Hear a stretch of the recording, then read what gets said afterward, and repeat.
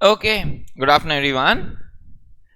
We will start off with your CA Inter Financial Management classes, CA and CMA Inter students के लिए FM के बहुत ही ज़्यादा interesting classes होने वाली है. We will have a lot of interesting things to discuss with you. So first 15-20 minutes we will give you some instructions कि हम क्लासेस कैसे कंडक्ट करने वाले हैं, क्या क्या हमारे क्लासेस में होने वाला है, क्या इस सब्जेक्ट में होने वाला है, इन सब का एक इंट्रोडक्शन देंगे आपको. थोड़ा सा इंटरेस्टिंग है, सुनिएगा. फाइनेंशियल मैनेजमेंट सब्जेक्ट अपने लिए मेजरली एक प्रैक्टिकल पेपर है. यस, इस पेपर में एग्जाम में कुछ थ्योरी भी आता है. इन जनरल अगर हम पेपर पैटर्न का बात करें तो पेपर में अप्रोक्सीमेटली अराउंड 10-15 मार्क का थ्योरी भी आता है, लेकिन वो ऑप्शंस में भी निकाला जा सकता है. Which means you will have choice. CA Inter students so definitely will have a choice to attempt 100% of the paper in practicals. CMA में कुछ मार्क का थ्योरी आप लोगों को जनरली अटेम्प्ट करना पड़ता है, बट अपने लिए FM is majorly a purely practical paper. Now we will have a lot of sums that we will be doing in our FM classes. बहुत सारे सम्स हम क्लास में करेंगे, बहुत सारे सम्स आपको होमवर्क्स मिलने वाले हैं. होमवर्क्स को लेके हम इंटर के स्टूडेंट्स के साथ थोड़ा सा स्ट्रिक्ट होते हैं, क्योंकि इंटर के बच्चे तो बच्चे होते हैं, बच्चे तो नादान होते हैं. होमवर्क कई बार किया नहीं किया, और हमें थोड़ा सा ध्यान रखना पड़ता है कि बच्चा डिसिप्लिन से होमवर्क कर रहा है. ये homeworks will play a very crucial role in your preparation. ये समझो कि अगर अपने एक चैप्टर करते हैं, उस चैप्टर के अंदर 50 सम्स हो सकता है मेरे पास हो, 40 सम्स हो सकता है मेरे मैट में होगा. हम उसमें से 15-20 सम क्लास में करवाएंगे. अराउंड 10-15-20 सम आपको होमवर्क में दे रहे होंगे. ये होमवर्क वाले सम्स आप सिंसियरली करोगे तभी प्रैक्टिस होगा, तभी कॉन्सेप्ट क्लियर होगा, तभी कॉन्फिडेंस आएगा, तभी मार्क्स आएगा. ये सब कनेक्टेड है. अब अगर होमवर्क का सम्स नहीं करेंगे, क्लास में लगा समझ में आया, लेकिन होमवर्क का सम्स नहीं बनाया, अब लगता है कॉपी कर लेंगे, सर ने बनाया, हाँ ठीक है ना, नेक्स्ट डे करूंगा सर, नेक्स्ट डे हाँ आज कॉपी कर लेता, नेक्स्ट डे कर लूंगा सर. अब वो धीरे धीरे कॉपी तो आप करते जाते हैं और धीरे धीरे कॉन्सेप्ट पे उतना ग्रिप आता नहीं है. फिर अचानक से जब मॉक टेस्ट वगैरह आपका लेते हैं तो लगता है अल्ले ये तो हमको आता ही नहीं, अल्ले ये तो हमको बना ही नहीं सर, ये सब देखा हुआ लग रहा था बस सर, लेकिन बना ही नहीं, क्योंकि प्रैक्टिस नहीं किया. और फिर धीरे धीरे सब्जेक्ट में एक प्रॉब्लम शुरू होती है. इन सब का जड़ प्रैक्टिस है. कोई भी प्रैक्टिकल पेपर को हम कितना स्ट्रांग बना लेंगे ये डिपेंड करेगा प्रैक्टिस के ऊपर, ठीक है ना. अगर आप एक सब्जेक्ट को बहुत ही स्ट्रांग बनाना चाहते हो प्रैक्टिकल पेपर्स को, तो उसका एक ही तरीका है, practice, practice and only practice. FM के अंदर हम बहुत कॉम्प्रिहेंसिव प्रैक्टिस ऑफ सम्स करने वाले हैं. आपको ये इंश्योर करना है सबसे पहला चीज कि हमारे लिए FM का एक सेपरेट कॉपी से शुरू करना. 2-3 कॉपी हो जाएगा, ठीक है ना, ये तो पक्का ही बात है, पर कॉपी अलग रखना है. Please don't try and mix and match, unnecessarily मुश्किल होगा नोट्स वगैरह मेंटेन करके मैनेज करना. हम अपने क्लासेस में we follow a method. What we will do is we will do certain concepts, then do certain examples with those concepts. फिर उससे रिलेटेड सम्स कुछ क्लास में करवाएंगे, कुछ होमवर्क देंगे आपको. फिर नेक्स्ट सेट ऑफ कॉन्सेप्ट्स होगा, एग्जांपल्स होंगे, क्वेश्चंस होंगे, सम्स होगा, होमवर्क होगा, एंड फिर लास्ट में जाके इस पूरे चैप्टर के एडवांस प्रॉब्लम्स होंगे जो हर एक कॉन्सेप्ट को कहीं ना कहीं टच अपॉन कर रहा होगा. That is how we pace up with all these chapters. आपके होमवर्क्स में फिजिकल लाइव वालों का होमवर्क्स में मैनुअली चेक कर रहा हूँगा. Physical live and virtual live वाले हम आपका होमवर्क्स चेक करेंगे. सर आप हमारा कैसे चेक करेंगे, आपको भी कॉपी दिखाना पड़ेगा, हम कॉपी चेक करेंगे आपका भी. So physical live and virtual live वालों हम आपका होमवर्क्स genuinely चेक करेंगे इंडिविजुअल स्टूडेंट्स का. For the remaining students the homework will be not a part of your regular classes. So what happens is, कई बार एक क्लास में मैंने 5 सम homework में दिए हैं. अब वो 5 सम होमवर्क का सॉल्व करवाने जाएंगे पूरी क्लास में, तो एक पूरा क्लास उस 5 सम होमवर्क के करने में चला जाता है. इसकी जगह हम क्या होगा, रेगुलर क्लास में वो 5 सम का होमवर्क का फाइनल फिगर्स डिस्कस कर लेंगे. कोई सम इंटरेस्टिंग होगा, ट्रिकी होगा तो उसको क्लास में सॉल्व भी कर लेंगे। अदरवाइज ये स्टैंडर्ड होमवर्क सम्स का proper video and solved PDF आपको अलग से अपने ऐप में मिल जाएगा for the recorded students and for the live students also. अगर आपको बाद में रेफर करना हो, ऑब्वियसली आपका लाइव वालों को तो टेंशन ही नहीं, उनकी तो कॉपीज में मैनुअली चेक कर रहा हूँ।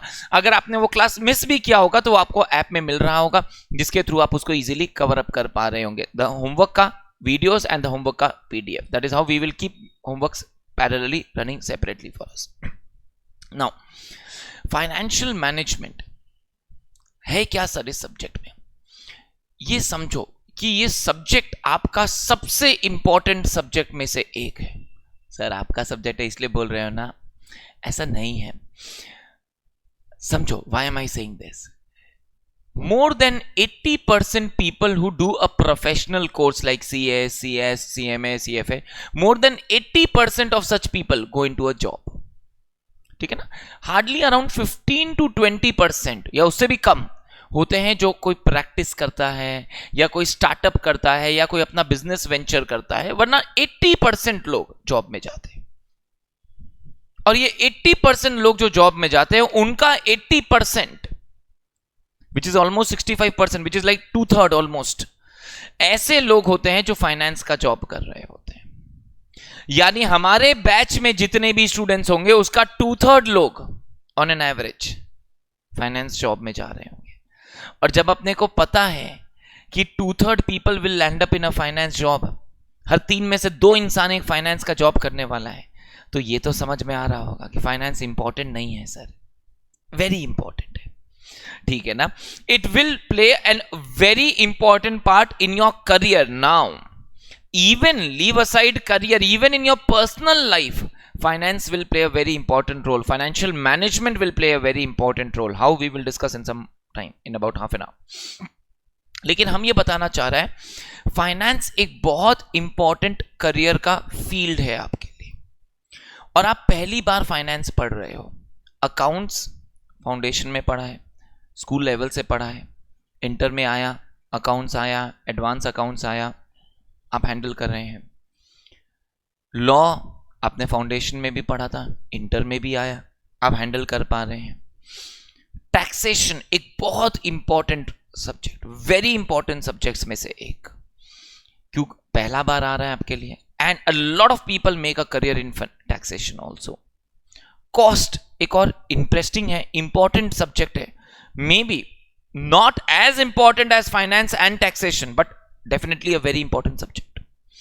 Audit, a very important subject from a CA perspective, because a lot of people who go into practice will be doing a lot of different types of audits. EIS SM टेढ़ा है पर मेरा है, ठीक है ना? आइडियली और एक सब्जेक्ट है जो लोगों को बहुत डराता है, रुलाता है, पर उसको कैसे मैनेज करना है वो एक अलग सेट ऑफ क्लासेस में हम आपको गाइड कर रहे हैं। But for the time being I am saying, of all the subjects finance remains a very pivotal role in your career. Also because एक कंपनी के पर्सपेक्टिव से अगर मैं बताऊं, कंपनी के पर्सपेक्टिव से, तो कंपनी के 4 मेन डिपार्टमेंट होते हैं। सोचो क्या क्या डिपार्टमेंट होते हैं। फाइनेंस डिपार्टमेंट, ओके,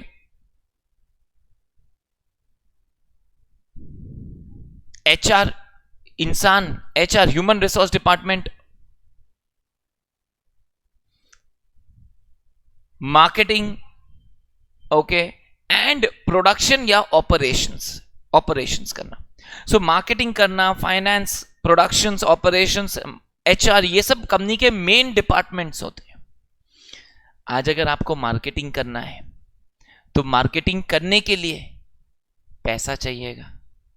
मार्केटिंग करते टाइम आपको डिसाइड करना होगा किस प्राइस पे मैं प्रोडक्ट को बेचूं। 4 P's ऑफ मार्केटिंग सुना है क्या आपने?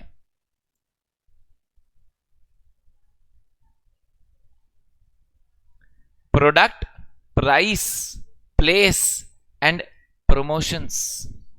4 P's ऑफ मार्केटिंग। सुना सुना लगना चाहिए, सुना सुना नहीं लगना चाहिए। मेरे क्लासेस में या तो सुना सुना लगेगा या सुना सुना लग रहा होगा। टेंशन नहीं लेना का, SM में है, आप या SM में सीखोगे 4 P's of marketing. But the point is, आज मार्केटिंग के अंदर मुझे किस प्राइस पे प्रोडक्ट बेचना चाहिए। मैं 2 रुपये और महंगा बेचूं, 2 रुपया सस्ता बेचूं। लेट्स से अर्जुन, वर्चुअल का एक स्टूडेंट है हमारा, अर्जुन ने सोचा कि वो एक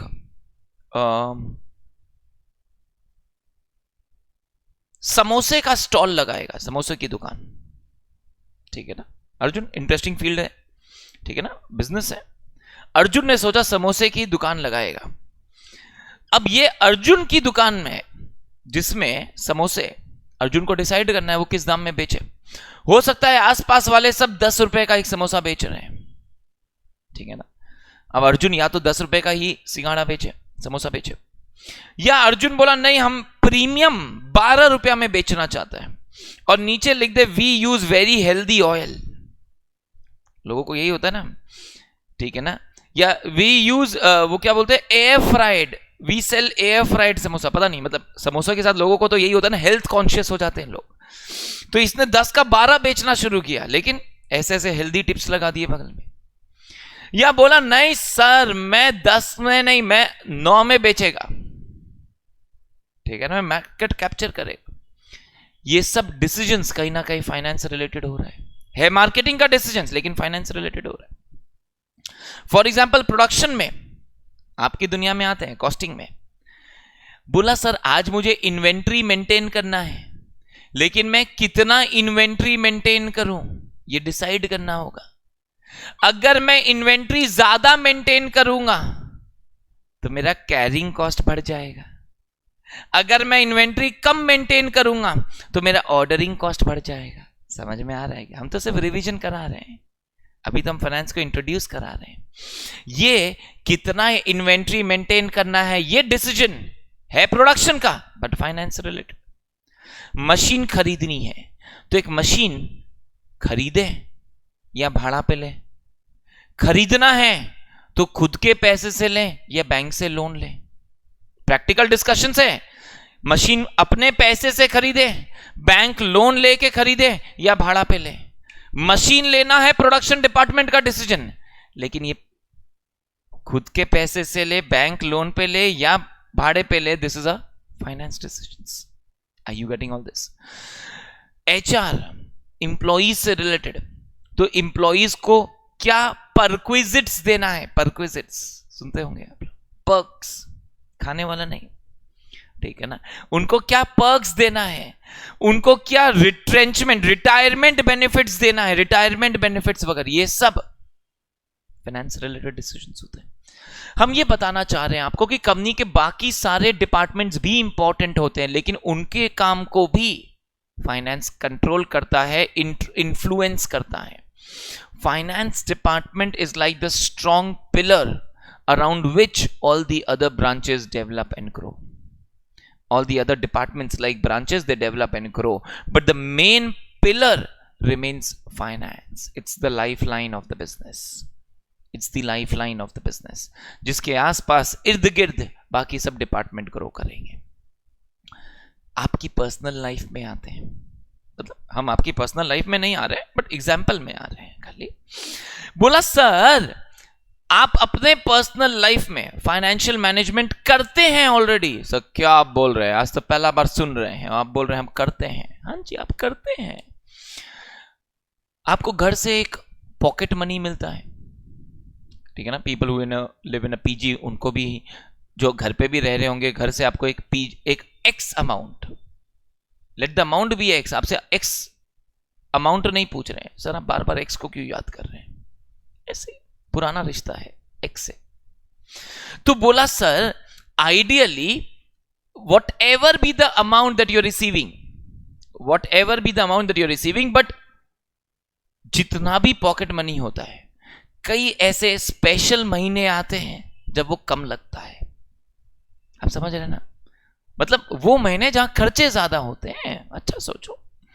तो बोला सर कई बार होता है, पहले से हमें प्लान करना पड़ता है, आने वाले महीने में ये एक्स्ट्रा खर्चा लगने वाला है, ये स्पेशल डे आने वाला है, किसी स्पेशल फ्रेंड का हैप्पी बर्थडे आने वाला है। आप उसके लिए पहले से क्या करते हैं, पैसा सेव करते हैं, ताकि आप उसके लिए खर्चा कर सकेंगे। Are you getting this? कोई कोई महीने में ज्यादा खर्चा हो जाता है, तो फिर आप थोड़ा देख देख के खर्चा करते हैं towards the end. Are you getting all this? What is this? This is financial management. What is financial management? से सिंपल भाषा में बोले तो बोला पैसे को मैनेज करना। Finance is money, finance is money, and at the end of the day it's all about money honey. ठीक है ना?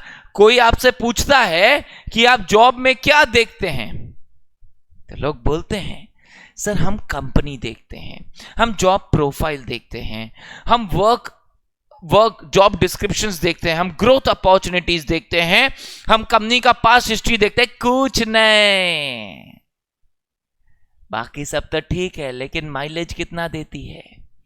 Eight the end of the day it's all about money Honey. ये आपको भी पता है और हमें भी पता है। Financial management, we will discuss how to manage finance. पैसे को मैनेज कैसे करना है ये डिस्कस करेंगे। फाइनेंशियल मैनेजमेंट इज सिंपल, पैसे को मैनेज करना है। हर बिजनेस के पास पैसा लिमिटेड होगा, जैसे आपके पर्सनल लाइफ में पैसा लिमिटेड होगा। What ever that x amount is, हमेशा थोड़ा कम लगता है सर, पता है, और थोड़ा, बस और थोड़ा, बस और थोड़ा, क्या बाबा बढ़ाया भी तो 1 0, बस और थोड़ा। समझ रहे हैं ना? तो बोला ideally every business wants to grow, हर बिजनेस ग्रो करना चाहता है। आपके पास जितना भी पैसा होगा वो लिमिटेड पैसे को हम कैसे बेस्ट तरीके से यूज कर सकते हैं, ये फाइनेंशियल मैनेजमेंट में आने वाला है। Are you with me? So my entire financial management is about managing finance. Finance यानी पैसा, मनी। तो पैसे को मैनेज करना है। बचपन से सीखा है आपने, management is a one time process, yes और नो? फंसा। हम मुंडी ऐसे कर रहे हैं, इसका मतलब आंसर यस नहीं है, जरूरी नहीं है। बचपन से सीखा है management is not a one time process, it is a continuous process.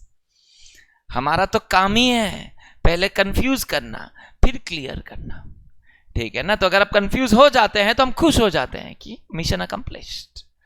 तो ऑब्वियस सा बात है, management is not a one time process. हम कोई भी चीज को मैनेज करते हैं, लेकिन बहुत सारी प्रॉब्लम्स आती हैं, दिक्कतें आती हैं, ऑब्स्टिकल्स आते हैं, फिर वापस से नए प्लान्स बनाते हैं, नए तरीके से मैनेज करते हैं। Management is gonna be a continuous process.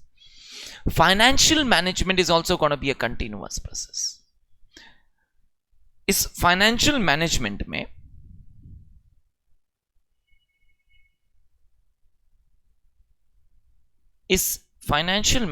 में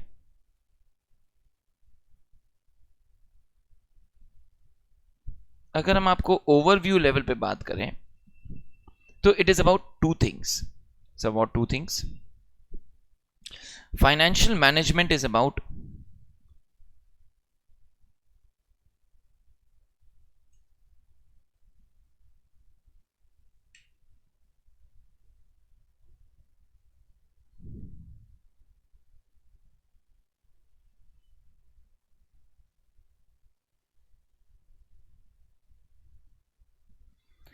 procurement of funds and application of funds. तो हर एक बिजनेस को पैसे की जरूरत होगी।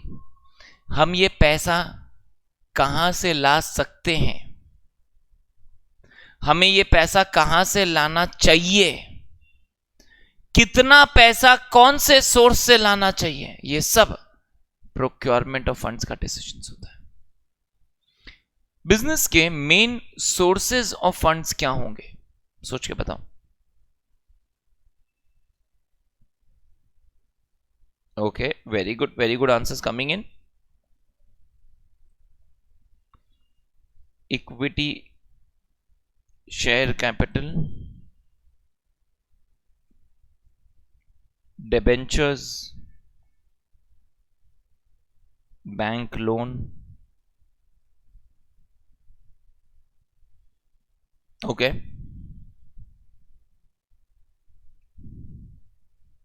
Preference share capital,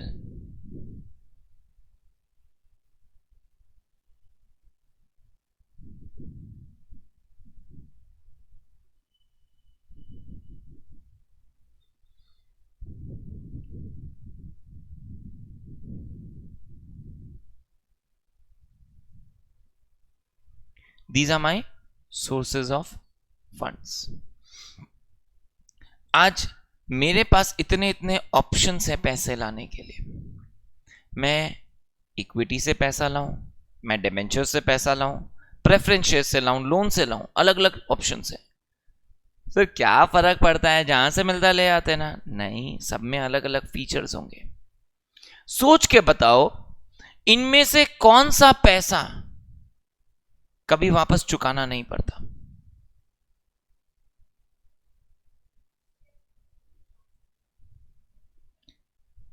equity share capital, वो तो सिर्फ जब कंपनी बंद करेंगे तब चुकाना पड़ेगा टेक्निकली, वरना तो चुकाना ही नहीं है। दे आर द ओनर्स, उन्हीं का पैसा है। चुकाना क्या है? बंद करेंगे तब उनको जो बचेगा वो मिल जाएगा। बाकी सब प्रेफरेंस शेयर्स आज के दिन में रिडीमेबल होते हैं, इरिडीमेबल नहीं होता तो उनको भी चुकाना पड़ता है। डिबेंचर वालों को भी लोन की तरह चुकाना पड़ता है, बैंक लोन भी चुकाना पड़ता है। ओके, तो जो पैसा कभी चुकाना नहीं पड़ता वो तो सबसे अच्छा है मेरे लिए। सोचो, कंपनी के पॉइंट ऑफ व्यू से तो इक्विटी सबसे अच्छा है सर। वाई? पैसा लाओ, अपना समझ के बैठ जाओ, चुकाना तो है नहीं वापस। लेकिन इक्विटी का, शेयर होल्डर्स का return expectations, equity share holders का रिटर्न एक्सपेक्टेशंस सबसे ज्यादा होगा। क्यों? क्योंकि इक्विटी शेयर होल्डर्स का रिस्क सबसे ज्यादा होगा। कैसे सबसे ज्यादा होगा ये भी डिस्कशंस में आके आएगा। तो हमें पैसा डिबेंचर्स से लाना चाहिए, प्रेफरेंस से, इक्विटी से, लोन से, या कितना पैसा किस किस सोर्स से लाना चाहिए, ये सब डिसीजंस फाइनेंस के डिसीजंस होते हैं। लेट से हमने 100 करोड़ बिजनेस में ले आया, क्योंकि छोटा हम सोचते नहीं सर, हमारी क्लास में सर इससे छोटा तो हम सोचते ही नहीं। जनरली 500 करोड़ होता है, लेकिन आज पहले ही क्लास इसलिए 100 करोड़ में डन करते हैं। तो एक 100 करोड़ का कंपनी अगर हमने बनाया, 100 करोड़ हम पैसा बिजनेस में ले आए, अब क्या करेंगे सर? 100 करोड़ आ गए, अब क्या करेंगे? ऐश करेंगे, एंजॉय करेंगे, और क्या। 100 करोड़ फंड्स आपने लाए हैं बिजनेस में, अब इस पैसे को कहीं ना कहीं इन्वेस्ट करना पड़ेगा। ये 100 करोड़ को कहीं ना कहीं इन्वेस्ट करना पड़ेगा, so that I can generate sufficient returns. ये पैसे को जब हम इन्वेस्ट करते हैं तो दो ब्रॉड तरीका होता है, दो ब्रॉड चीजें होती है। फिक्स्ड एसेट्स एंड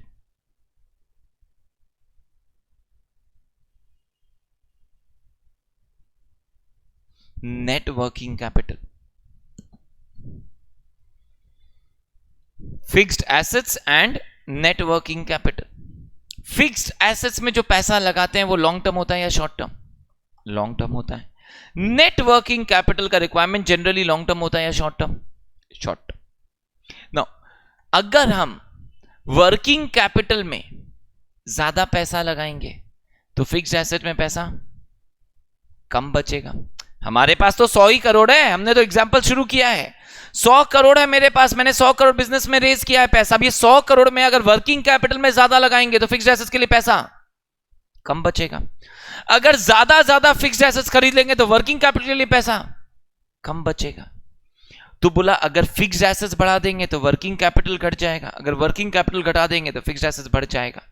बोला हमें दोनों को बैलेंस करके चलना है। Are you with me? हम ये नहीं बोल रहे दोनों में इक्वल होना है पैसा, ऑब्वियसली नॉट। हम बोल रहे बैलेंस करके चलना है। कितना पैसा फिक्स्ड एसेट्स में होना चाहिए एंड कितना वर्किंग कैपिटल में, ये सब हम सीखेंगे फाइनेंस में। So at the end of the day business जो हम करते हैं उसके थ्रू हम प्रॉफिट कमाना चाहते हैं। ये जो प्रॉफिट हम कमाना चाहते हैं ये प्रॉफिट कहां से आएगा? एसेट्स वगैरह को यूज करके आएगा।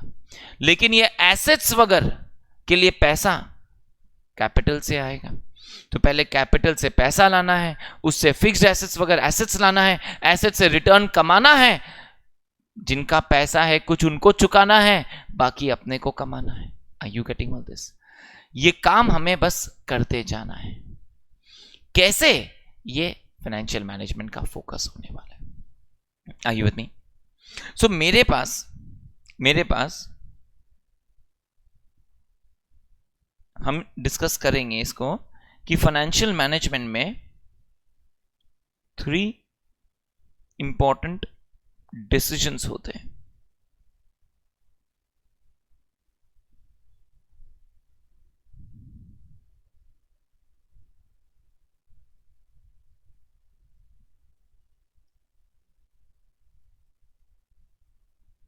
क्या 3 important decisions? Sources of funds, utilization of funds,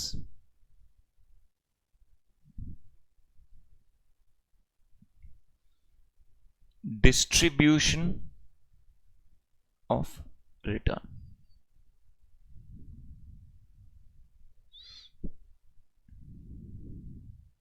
सोचो, अगर मैंने बिजनेस में 20 रुपया का ईपीएस कमाया, ईपीएस समझते हैं आप, अर्निंग्स पर शेयर, अगर मैंने 20 रुपए का ईपीएस कमाया तो शेयर होल्डर तो एक्सपेक्ट करेगा कि हम क्या करेंगे, उसको ये 20 रुपया एज डिविडेंड दे दें। उसी के पैसे से तो ईपीएस कमाया हमने, तो वो तो एक्सपेक्ट करेगा हम उसे डिविडेंड दे दें। अब अगर पूरा का पूरा 20 रुपया उसको डिविडेंड दे देंगे तो रिटेन्ड अर्निंग नहीं बचेगा। रिटेन्ड अर्निंग नहीं बचेगा तो बिजनेस ग्रो कैसे करेगा, प्रॉब्लम। और अगर 20 रुपया पूरा का पूरा रख लें तो शेयर होल्डर ना खुश हो जाएगा, मेरे पैसे से कमाया 20 और मुझे दिया। समझ में आ रहा है क्या? तो बोला सर रिटर्न कमाया है तो शेयर होल्डर को देना तो पड़ेगा। अब अगर शेयर होल्डर को ज्यादा रिटर्न दे देंगे तो रिटेन अर्निंग कम होगा, तो एक्सपेंशन करने के लिए पैसा कम बचेगा। अगर ज्यादा रिटेन कर लेंगे तो शेयर होल्डर ना खुश हो जाएगा। कितना पैसा रिटेन करें, कितना डिस्ट्रीब्यूट करें, distribution of returns. Are you with me? बस यही एफएम है, एफएम खत्म। सर क्या बोल रहे, एफएम खत्म?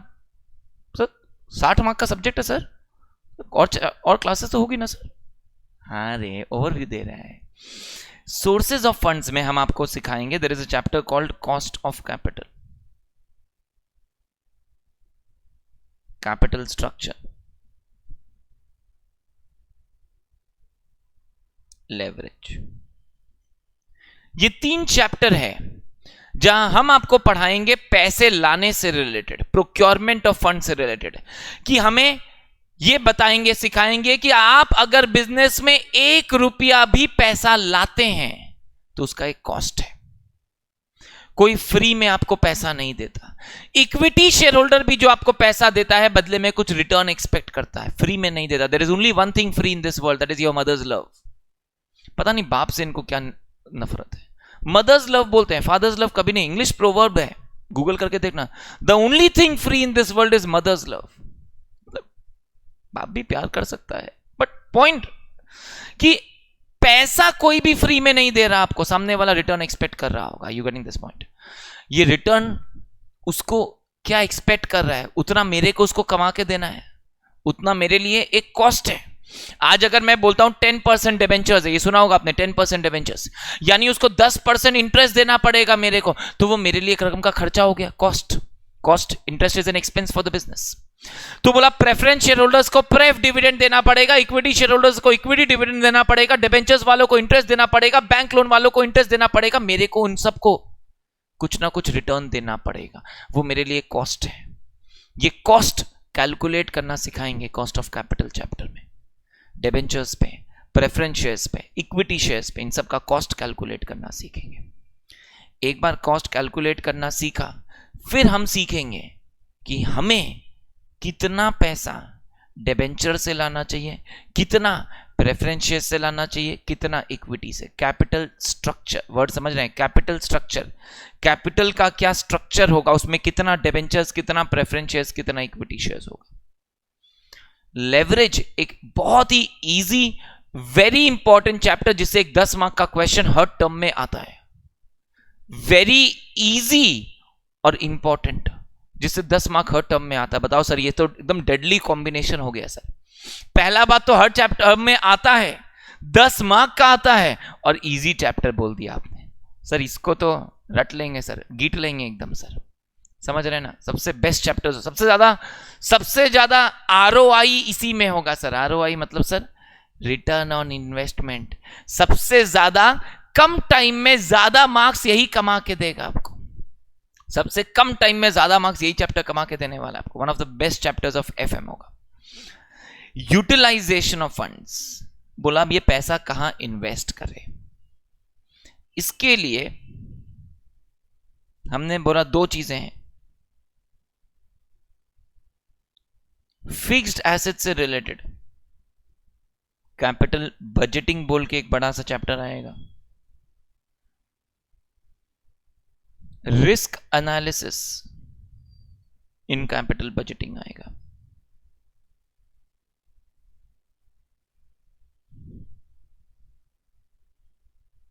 वर्किंग कैपिटल से related management of working capital, management of receivables, cash management,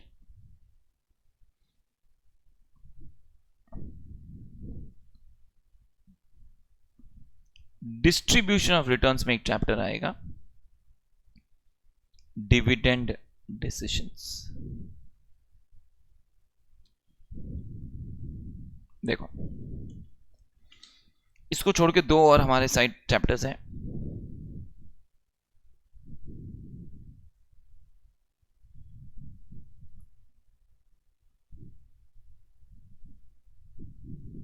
are you with me. इनको छोड़ के थ्योरी चैप्टर्स आएंगे, रेशियोज बोल के एक चैप्टर आएगा, and time value of money बोल के एक कॉन्सेप्ट आएगा।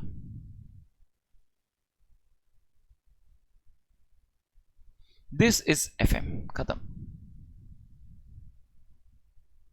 तो अगर आप नोटिस कर रहे हो तो मेजरली जो हम एफएम का ओवरव्यू का बात कर रहे हैं वो यही 3 डिसीजन में आ रहा है। पैसा कहां से लाना है, उस पैसे को कैसे यूटिलाइज इन्वेस्ट करना है, और उस पैसे से जो कमाया वो कितना डिस्ट्रीब्यूट करना है, कितना रिटेन करना है। This is the basics of finance. Are we getting this everyone? Obviously theory chapters आ जाएंगे। रेशियोस बचपन से सीखा आपने, करंट रेशियो, क्विक रेशियो सुना होगा, यस ठीक है ना। तो ऐसे बहुत सारे डेट इक्विटी रेशियो, ऐसे बहुत सारे रेशियोज आपने सुने होंगे। हम भी आपको 30-35 रेशियोज पढ़ाएंगे ओनली, ठीक है ना। तो एक अलग इजी सा चैप्टर्स होगा। Time value of money will be the first practical chapter that you will do with मी। पहले मैं एक इंट्रोडक्शन का एक छोटा सा थ्योरी चैप्टर जिसे शुरू करूंगा। Time value of money will be the first practical chapter that you will do with me, but are you getting the overview of the entire financial management syllabus that we have? Okay.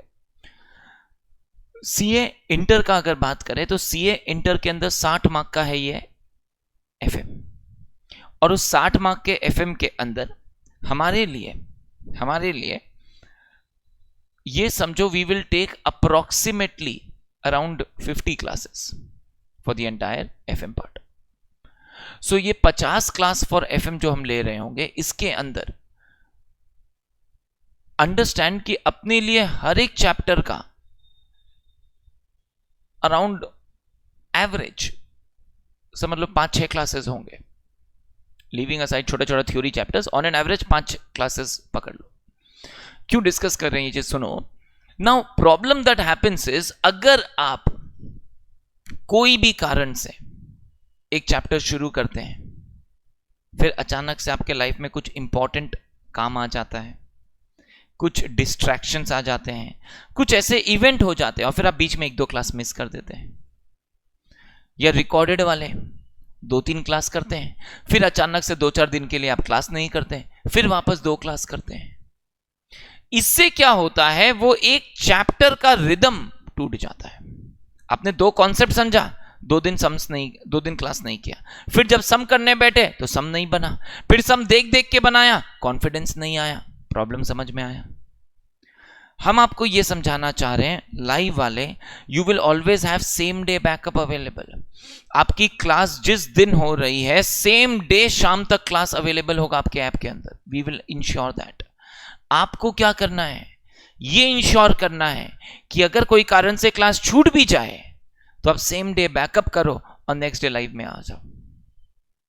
पहला चीज। दूसरा, unforeseen circumstances, events हो सकते हैं ऐसा जिसके वजह से 1-2 क्लास आपका छूटे, लेकिन कोशिश आपकी ये रहनी चाहिए कि मैं चैप्टर पूरा का पूरा एट अ स्ट्रेच एक साथ ही करूं। क्योंकि क्या होगा, अगर वो चैप्टर के बीच में आप 1 हफ्ते का गैप ले लो, चैप्टर के बीच में अगर आप 1 हफ्ते का गैप ले लोगे तो वो रिदम टूट जाएगा, सम्स नहीं बनेगा, कॉन्फिडेंस नहीं आएगा, प्रॉब्लम शुरू हो जाएगा। ये सारा खेला कॉन्फिडेंस का है, और कॉन्फिडेंस प्रैक्टिस से आता है। तो ये प्रैक्टिस करना है, और वो प्रैक्टिस साथ साथ में करना है, तब जाके कॉन्फिडेंस आएगा, तब जाके हम अच्छे से परफॉर्म कर पाएंगे। Okay, we getting overview into FM. Okay, हम आपके साथ आगे बढ़ते हैं। तो अपना एफएम का जो फर्स्ट चैप्टर है उसकी तरफ आपको लेके चलेंगे, which is the scope of financial management.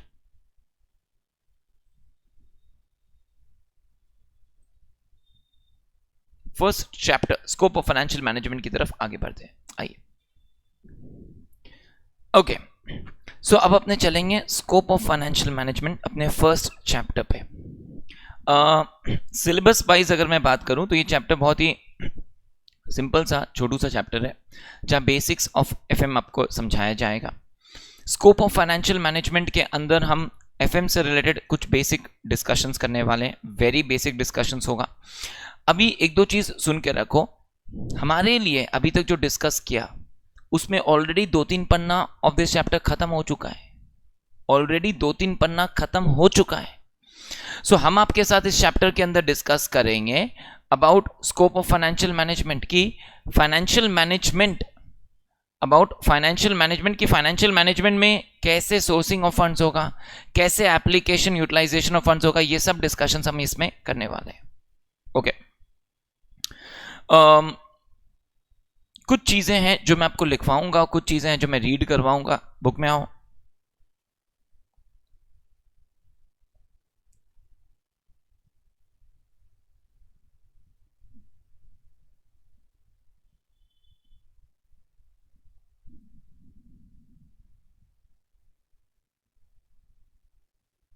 No, What is financial management? बोला financial management deals with procurement of funds and utilization of funds। ठीक है ना, जो चीजें समझा चुके हैं अब सिर्फ रीड करने जा रहे हैं हम लोग। Financial management deals with procurement of funds and utilization of funds. Okay, 2 main aspects of finance is procurement of funds and utilization of funds.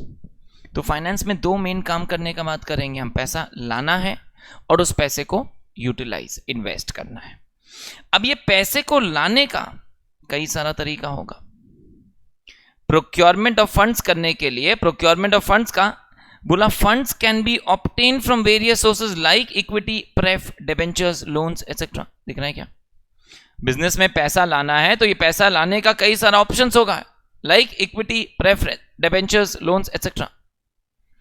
Now, funds can be procured from various sources with different characteristics in terms of risk, cost and control.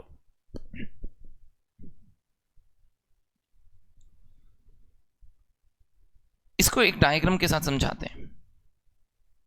I'll give you time to copy, पहले सुनना।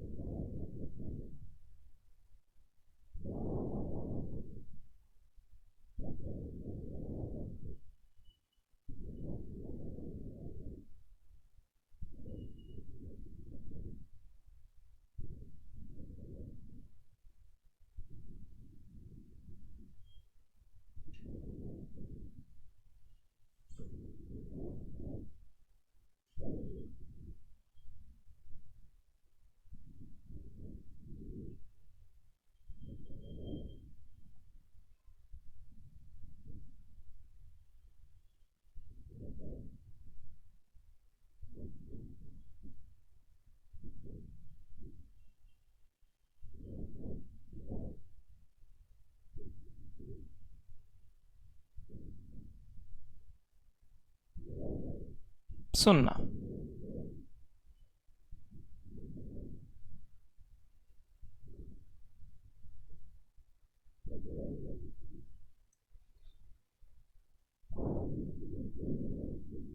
एक perspective है, सोचो। Business के लिए investor के point of view से अगर आप एक कंपनी के में पैसा लगाना चाहते हैं, equity share capital, preference share capital, debentures, तीनों में से कौन सा सबसे ज्यादा आपके लिए रिस्की है? ओके, मे बी वर्चुअल वाले।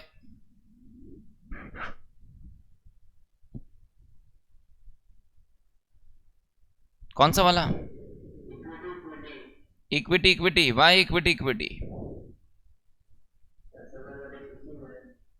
सबसे ज्यादा रिस्क उसी में है, पर क्यों?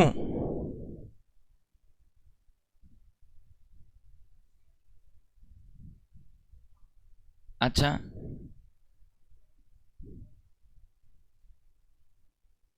ओके,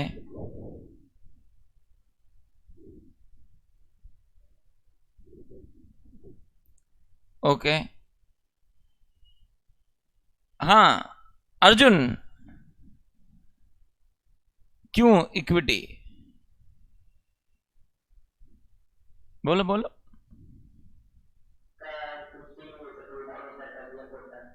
क्या चीज?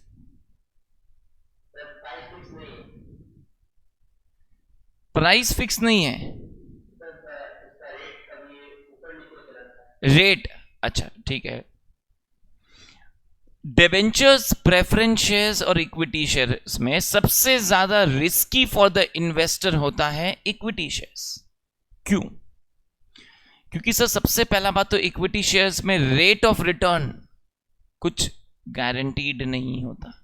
डिबेंचर्स में एक फिक्स रेट ऑफ रिटर्न होता है, इक्विटी शेयर्स में भी मोर और लेस, सॉरी प्रेफरेंस शेयर्स में भी एक फिक्स रेट ऑफ रिटर्न होता है, लेकिन इक्विटी शेयर्स में कोई फिक्स रेट ऑफ रिटर्न नहीं होता है।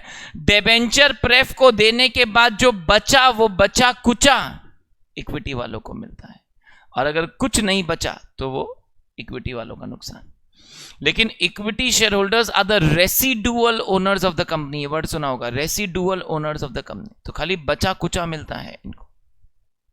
Next, debentures will have the first priority in repayment. They will have first priority in repayment. इसका मतलब जब कंपनी बंद होगा तो सबसे पहले डिबेंचर वालों को चुकाया जाएगा, फिर प्रेफ वालों को चुकाया जाएगा in case of winding up, liquidation वगैरह, और लास्ट में इक्विटी वालों को चुकाया जाता है। आपने शायद ग्रुप 2 अकाउंट्स में सुना होगा ये सब चीज, ठीक है ना, एडवांस अकाउंट्स वगैरह में। नेक्स्ट, डिबेंचर्स को पता है रिटर्न में क्या मिलता है? इंटरेस्ट। ओके, प्रेफरेंस शेयर्स को क्या मिलता है? डिविडेंड। इक्विटी शेयर्स को डिविडेंड। डिविडेंड और इंटरेस्ट में क्या डिफरेंस होता है स्पेलिंग को छोड़ के?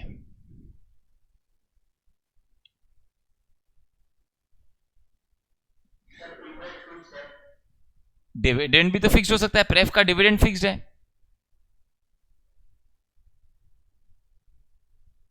सोचो सोचो,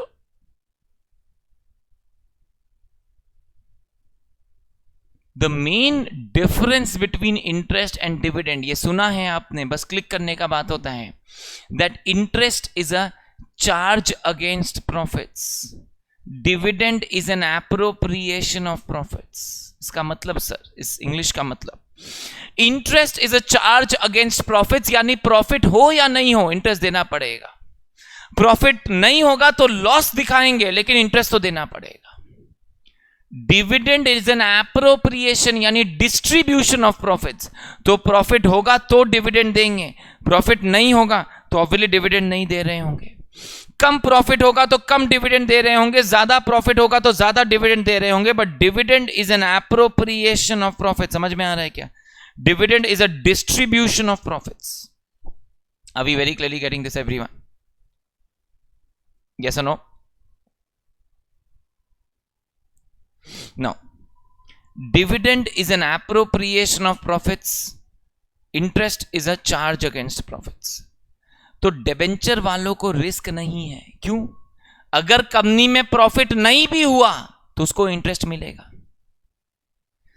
प्रेफरेंस शेयर्स पे डिविडेंड क्यूमुलेटिव होता है। क्यूमुलेटिव यानी अगर इस साल डिविडेंड नहीं दे पाए तो अगला साल ऐड करके देना पड़ता है। लेकिन इक्विटी वालों को ऐसा कोई बेनिफिट नहीं मिलता। इस साल कुछ प्रॉफिट बचा तो दे देंगे, नहीं तो अगले साल जयराम जी की फिर मिलेंगे। Are you getting this? तो बोला सर ऑब्वियसली इक्विटी वालों का रिस्क सबसे ज्यादा है। अगर आप मेरा डिस्कशन सुन रहे हैं ध्यान से और समझ रहे हैं,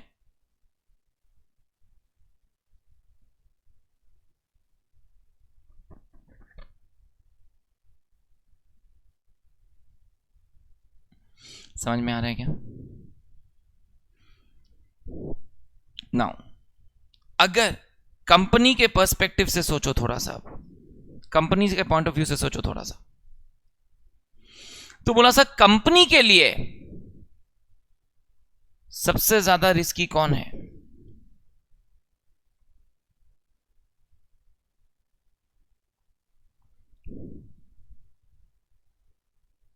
उल्टा हो जाएगा, डिबेंचर्स। क्यों?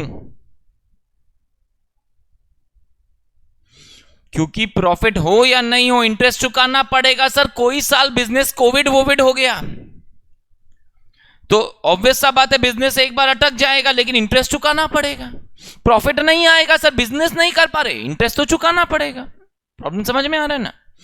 प्लस डिबेंचर्स रिडीमेबल होगा।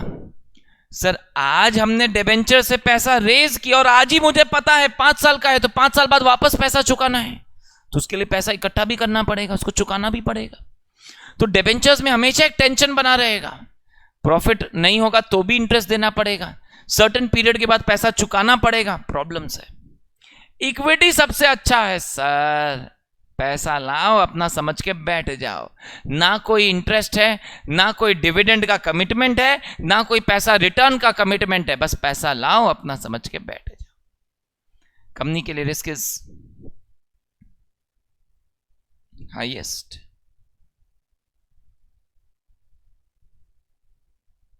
लोएस्ट।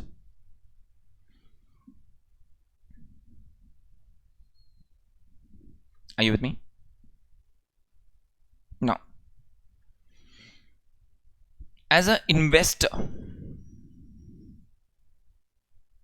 ये फाइनेंस का बेस है, एकदम ग्रास रूट कॉन्सेप्ट है जो भी पढ़ाने जा रहा हूं। सुनना, बोला अगर आपको पता है कोई चीज में रिस्क ज्यादा है, as a rational human being आप रिस्क ज्यादा चाहोगे या कम? रैशनल ह्यूमन बीइंग आप रिस्क तो कम चाहोगे। सो अगर आपको दिख रहा है डिबेंचर्स में आपके लिए रिस्क सबसे कम है, इक्विटी में सबसे ज्यादा है, तो आप तो पैसा सिर्फ डिबेंचर में लगाना चाहोगे। बोला ना बाबा ना, बहुत रिस्क है सर, हम तो सिर्फ डिबेंचर में ही खुश हैं। कंपनी के लिए सबसे रिस्की है डिबेंचर्स, तो कंपनी तो चाहेगा आप इक्विटी में पैसा लगाएं, लेकिन आपके लिए इक्विटी सबसे रिस्क है। आप बोलेंगे ना बाबा ना, हमको इक्विटी में नहीं जाना, हम डिबेंचर में खुश है। लेट्स से कंपनी डिबेंचर में 8% इंटरेस्ट देता है। लेट्स से मैंने एक नया कंपनी फ्लोट किया, इंटरमीडिएट लिमिटेड, उसमें मैं चेयरमैन, आप सब डायरेक्टर्स। हाइपोथेटिकली आज आप डायरेक्टर बन चुके हैं, फील गुड, ग्रेट, कंग्रेचुलेशंस। अब एज अ डायरेक्टर हम लोग बोर्ड मीटिंग कर रहे हैं, हमारी बावड़ी चल रही है, और हमने सोचा कुछ कैपिटल रेस करते हैं।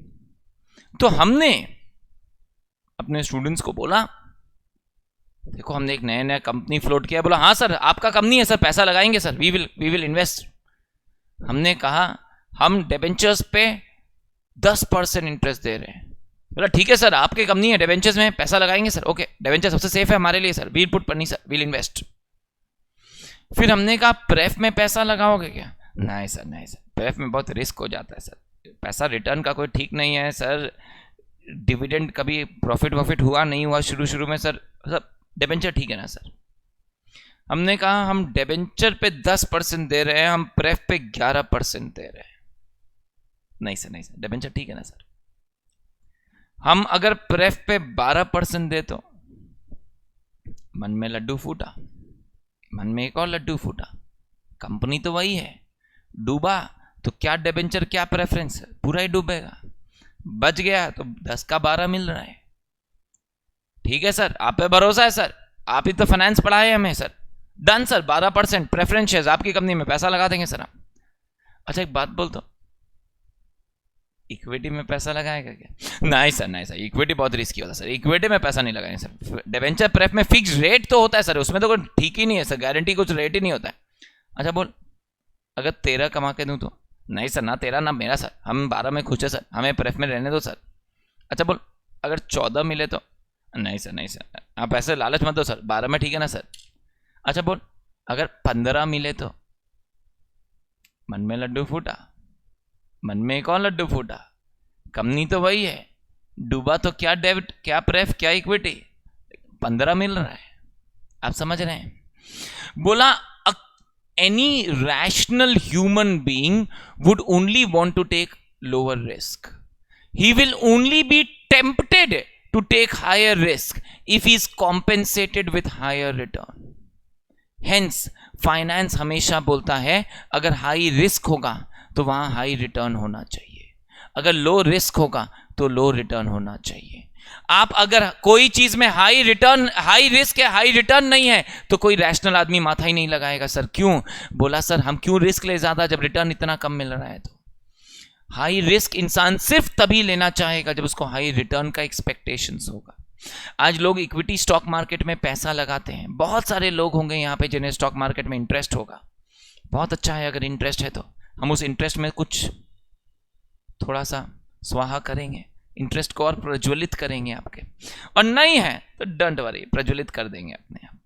But the point is finance के अंदर फाइनेंस की क्लास हो और उसमें स्टॉक मार्केट नहीं आई है तो हो ही नहीं सकता है। So we will discuss a lot of places discussions about stock market, but now why do people invest in stock markets? Simple, for return and for higher return. लोगों को दिखता है उसमें ज्यादा रिस्क है, पैसा डूबने का चांस है, लेकिन फिर भी पैसा लगाते हैं, क्यों? expectation of higher returns. Are you getting this? तो फाइनेंस का lifeline says high risk and high return होगा, low risk and low return होगा. Risk and return are like two tracks of a train. They walk together. Are you getting the concepts? तो बोला अगर मुझे आपको equity में tempt करना है तो आपको रिटर्न कम देना होगा या ज्यादा? ज्यादा देना पड़ेगा। आपके लिए रिटर्न ज्यादा होगा तो मेरे लिए रिटर्न ज्यादा होगा क्या? मेरे लिए कॉस्ट ज्यादा होगा, क्योंकि आपको 15% मिलेगा, मुझे तो 15% देना पड़ेगा। आपके लिए वो रिटर्न है, मेरे लिए वो कॉस्ट है। जब कंपनी पे डिबेंचर्स देते हैं, for company the debenture interest is a cost, but for the investor the debenture interest is gonna be a return. Word समझ में आ रहा है क्या? इंग्लिश बोला सर जो इन्वेस्टर के लिए रिटर्न है वो कंपनी के लिए कॉस्ट है।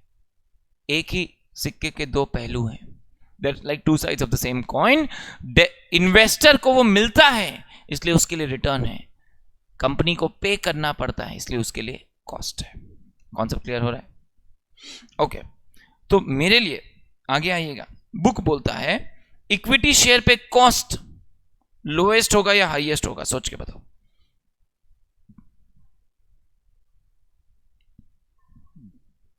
इक्विटी शेयर का कॉस्ट हाईएस्ट होगा या लोएस्ट? सोच के बताओ।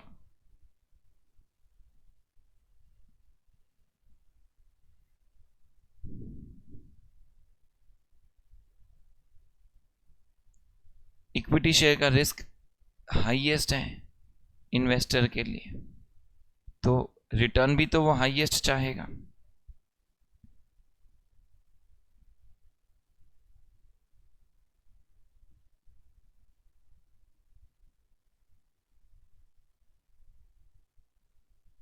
Are you getting this? Check.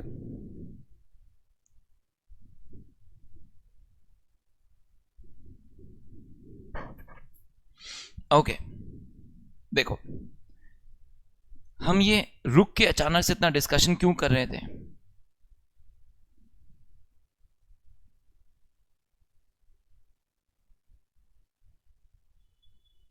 एक सेकेंड.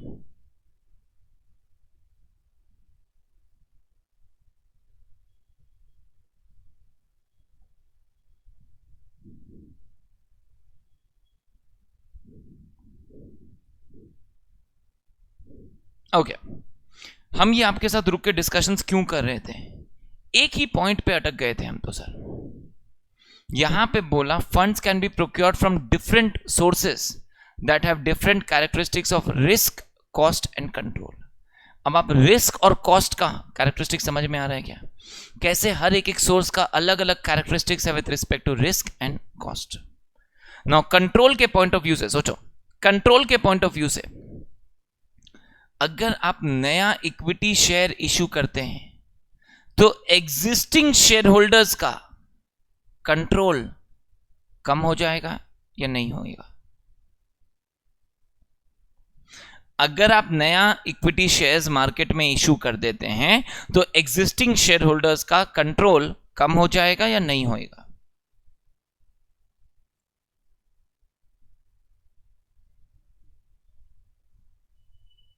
तो उनका परसेंटेज ऑफ होल्डिंग कम हो जाएगा, तो कंपनी पे कंट्रोल का परसेंटेज उनका कम हो जाएगा. तो कहीं ना कहीं इसको हम बोलते हैं dilution of control. Dilution of control कि नया इक्विटी अगर आप मार्केट में देते हैं तो एग्जिस्टिंग शेयर होल्डर का कंपनी पे कंट्रोल कम हो जाता है. वहीं अगर आप नया डिबेंचर्स इशू करें या नया प्रेफरेंस शेयर्स इशू करें तो इक्विटी वालों का कंट्रोल इफेक्ट नहीं होता है. तो बोल रहा है डिबेंचर्स वगैरह से कोई इफेक्ट नहीं होता. इनफैक्ट थोड़ा सा अगर फर्क समझो, डिबेंचर से कोई फर्क नहीं होता है, प्रेफ से कुछ फर्क पड़ता है. Sir how do mean by कुछ फर्क पड़ता है? आपने शायद ऐसा सुना होगा, preference share holders have voting rights in certain matters that relate to them. तो कुछ कुछ मैटर्स में प्रेफरेंस शेयर होल्डर्स का वोटिंग राइट्स रहेगा, तो वो कुछ कुछ मैटर्स में इफेक्ट करेंगे. डिबेंचर होल्डर्स का कोई नॉर्मल केस में वोटिंग राइट्स नहीं होता है. तो डिबेंचर्स प्रेफरेंस शेयर्स इशू करने से उतना इफेक्ट नहीं आएगा कंट्रोल पे, लेकिन नया इक्विटी इशू करने से एग्जिस्टिंग शेयर होल्डर्स पे बहुत इफेक्ट पड़ रहा होगा. Are you getting this? अब वो सेंटेंस देखो, पूरा क्लियर हो रहा है क्या? Funds can be procured from different sources that have different characteristics with respect to risk, cost and control. Risk and cost table से समझा, कंट्रोल डिस्कशन से समझा. ये टेबल कॉपी कर लेना है आप लोगों को. किया है क्या अभी तक? Okay, give you a minute, copy कर लो प्लीज फटाफट.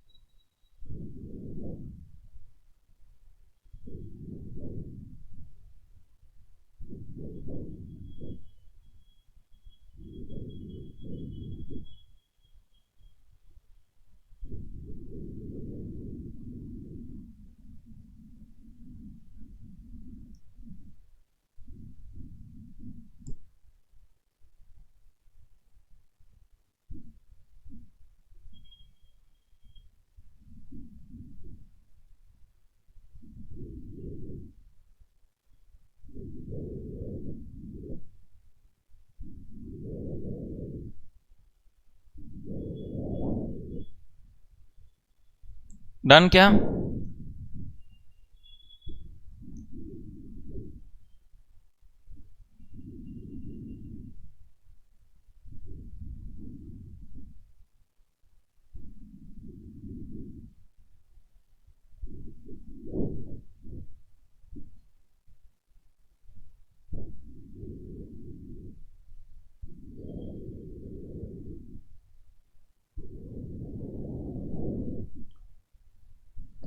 अर्जुन डन?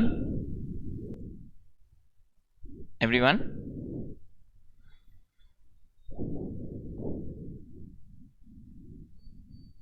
ओके, आगे बढ़ते हैं।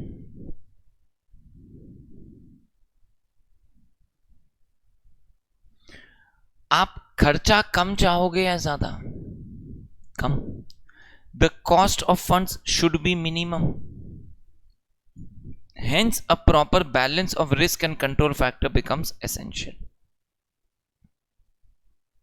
Are we getting this?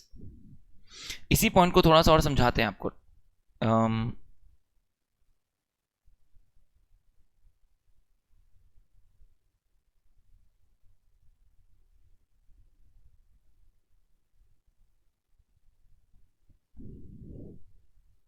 Same page bottom में देखो,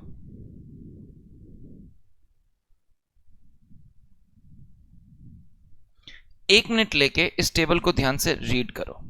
इसमें आपके माइंड में एक डाउट आना चाहिए, पूछो, हम डिस्कस करेंगे। गिव यू अ मिनट, पहले रीड करो इसको ध्यान से।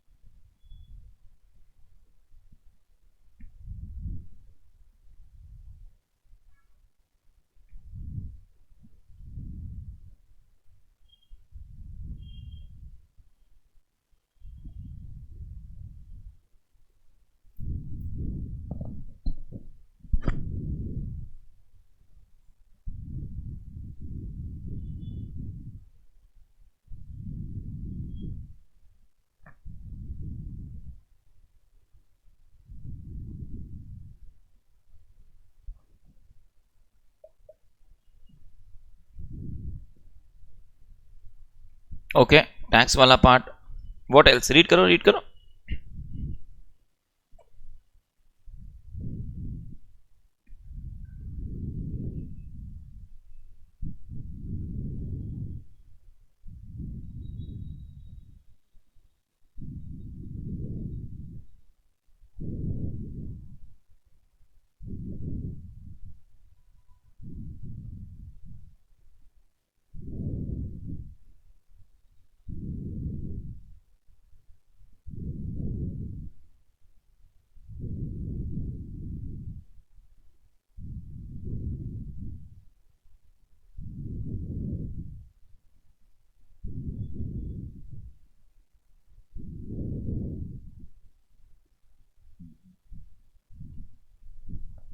Arjun, everyone in the वर्चुअल्स, doubts? Clear है तो बोलना क्लियर है, डाउट है तो पूछना।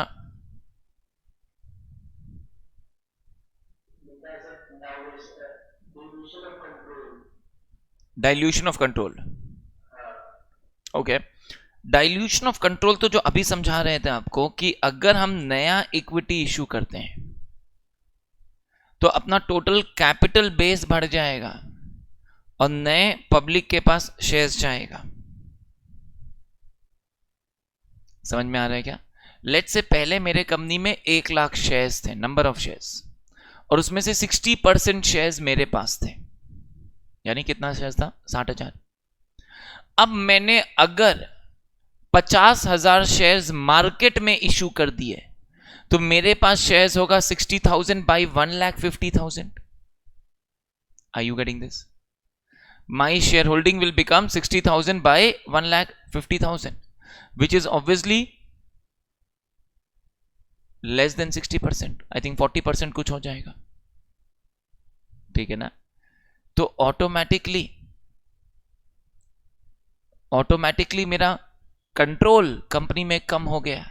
This is called dilution of control, जहां कंपनी में मेरा हिस्सेदारी कम हो जाएगा, डिसीजन वोटिंग राइट्स कम हो जाएगा।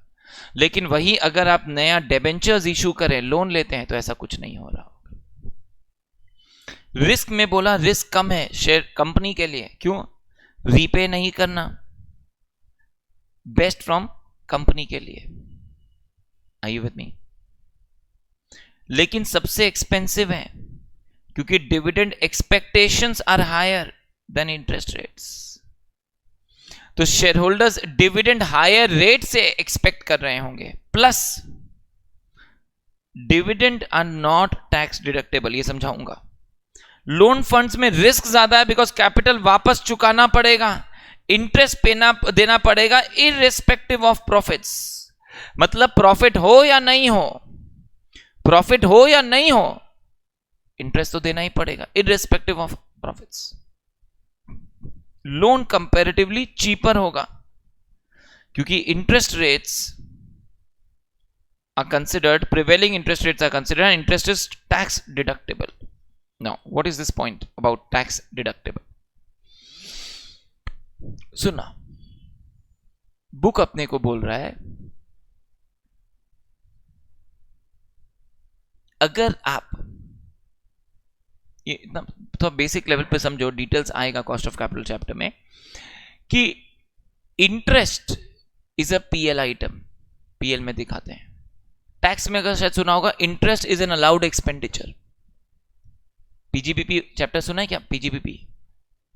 पीजीबीपी में ये सुना होगा, interest is an allowed expenditure.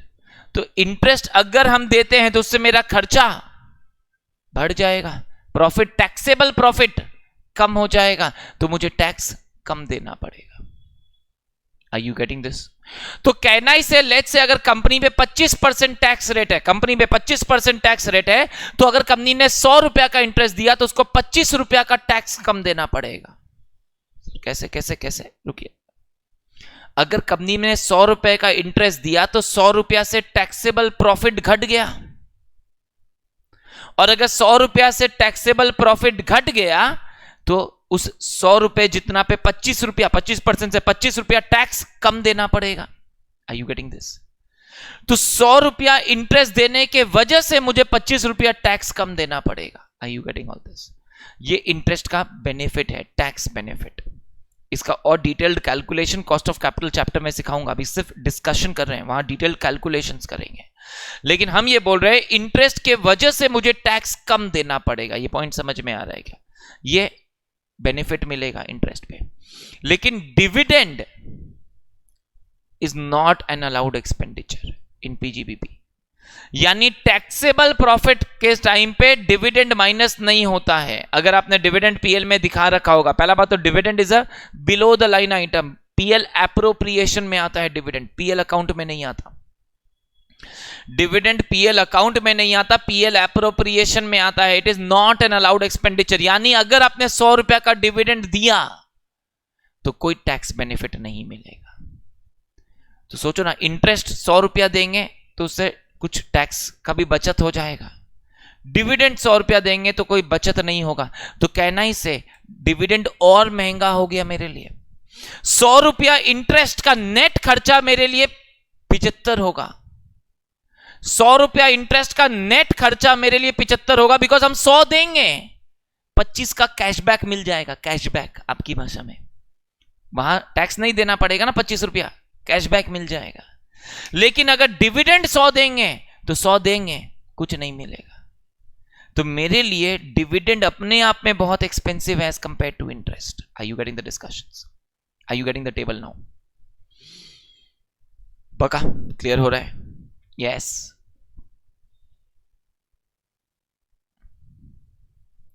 अब वो वापस पॉइंट नंबर 3 पे, hence a proper balance of risk and control is required for the business. Are you with me? Next, procurement of funds में क्या क्या काम करना है जब पैसा बिजनेस में लाना है। तो सबसे पहले बोलता है identify the sources of finance. मेरे पास क्या क्या चॉइस है, ऑप्शन क्या क्या है सर आज के दिन? डेट है, प्रेफ है, इक्विटी है, लोन है। क्या पता मेरा मार्केट का क्रेडिट वर्दीनेस इतना खराब है कोई लोन देगा नहीं सर, हो सकता है। हो सकता है कंपनी के बुक्स में इतना कुछ कुछ इश्यूज है कंपनी लॉ वगैरह का, जिसके वजह से हम नया इक्विटी नहीं इशू कर सकते, व्हाटएवर, ठीक है ना। ऑथोराइज कैपिटल उतना नहीं है, बढ़ाना पड़ेगा, ऑप्शन नहीं है अपने पास currently. So I am saying I have to identify what are the sources, options available for me. फिर बोलता है determine the finance mix. What do you mean by finance mix?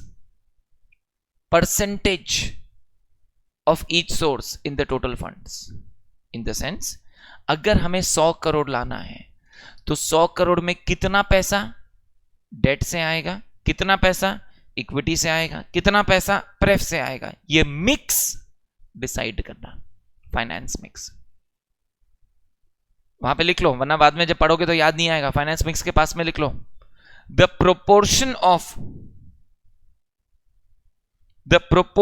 Of each source of funds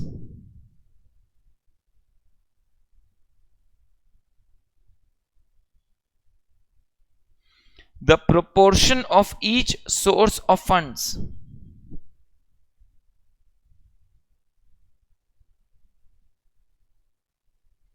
in the total capital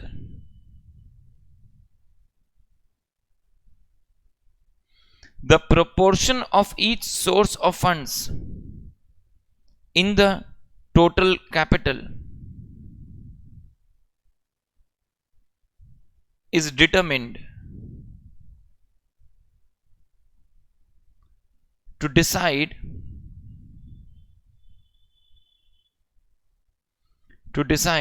how much capital has to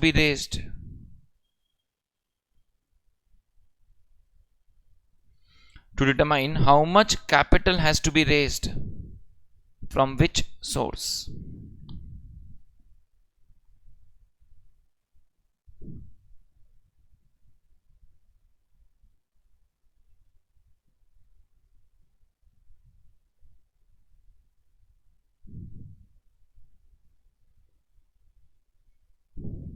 Are you with me?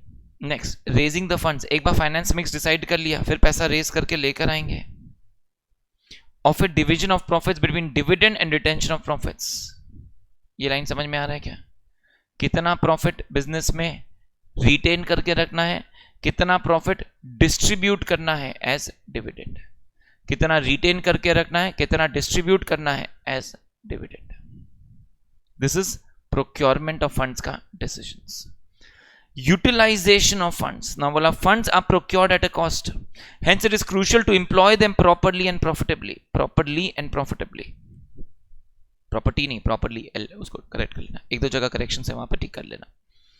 बोला हर एक पैसे को लाने का एक खर्चा है। अभी सिखा रहा था जब डिस्कशंस किया हमने कि every rupee of capital that you get in the business has a cost attached, इसीलिए it is necessary to use them properly and profitably.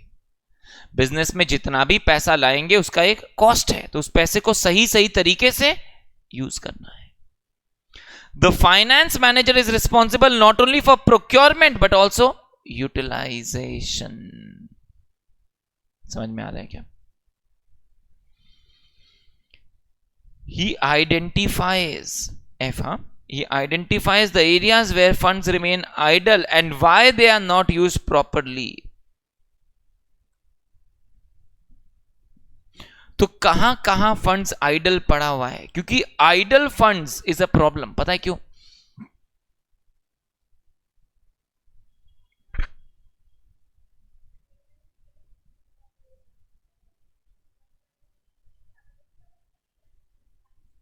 Okay Arjun, why?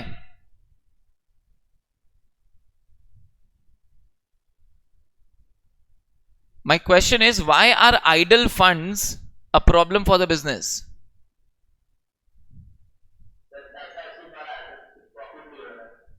पैसा ऐसे ही पड़ा है, प्रॉफिट नहीं हो रहा, पर उसमें अपना दिक्कत क्या है?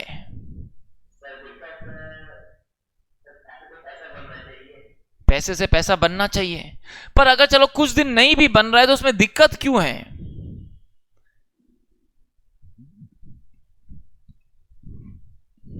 बोला जो पैसा दिया था हमें उसको तो उस पर रिटर्न चुकाना पड़ेगा। सोचो, आज मुझे ये पैसा डिबेंचर वालों ने, प्रेफ वालों ने, इक्विटी वालों ने दिया, मेरे पास पैसा आया कहां से?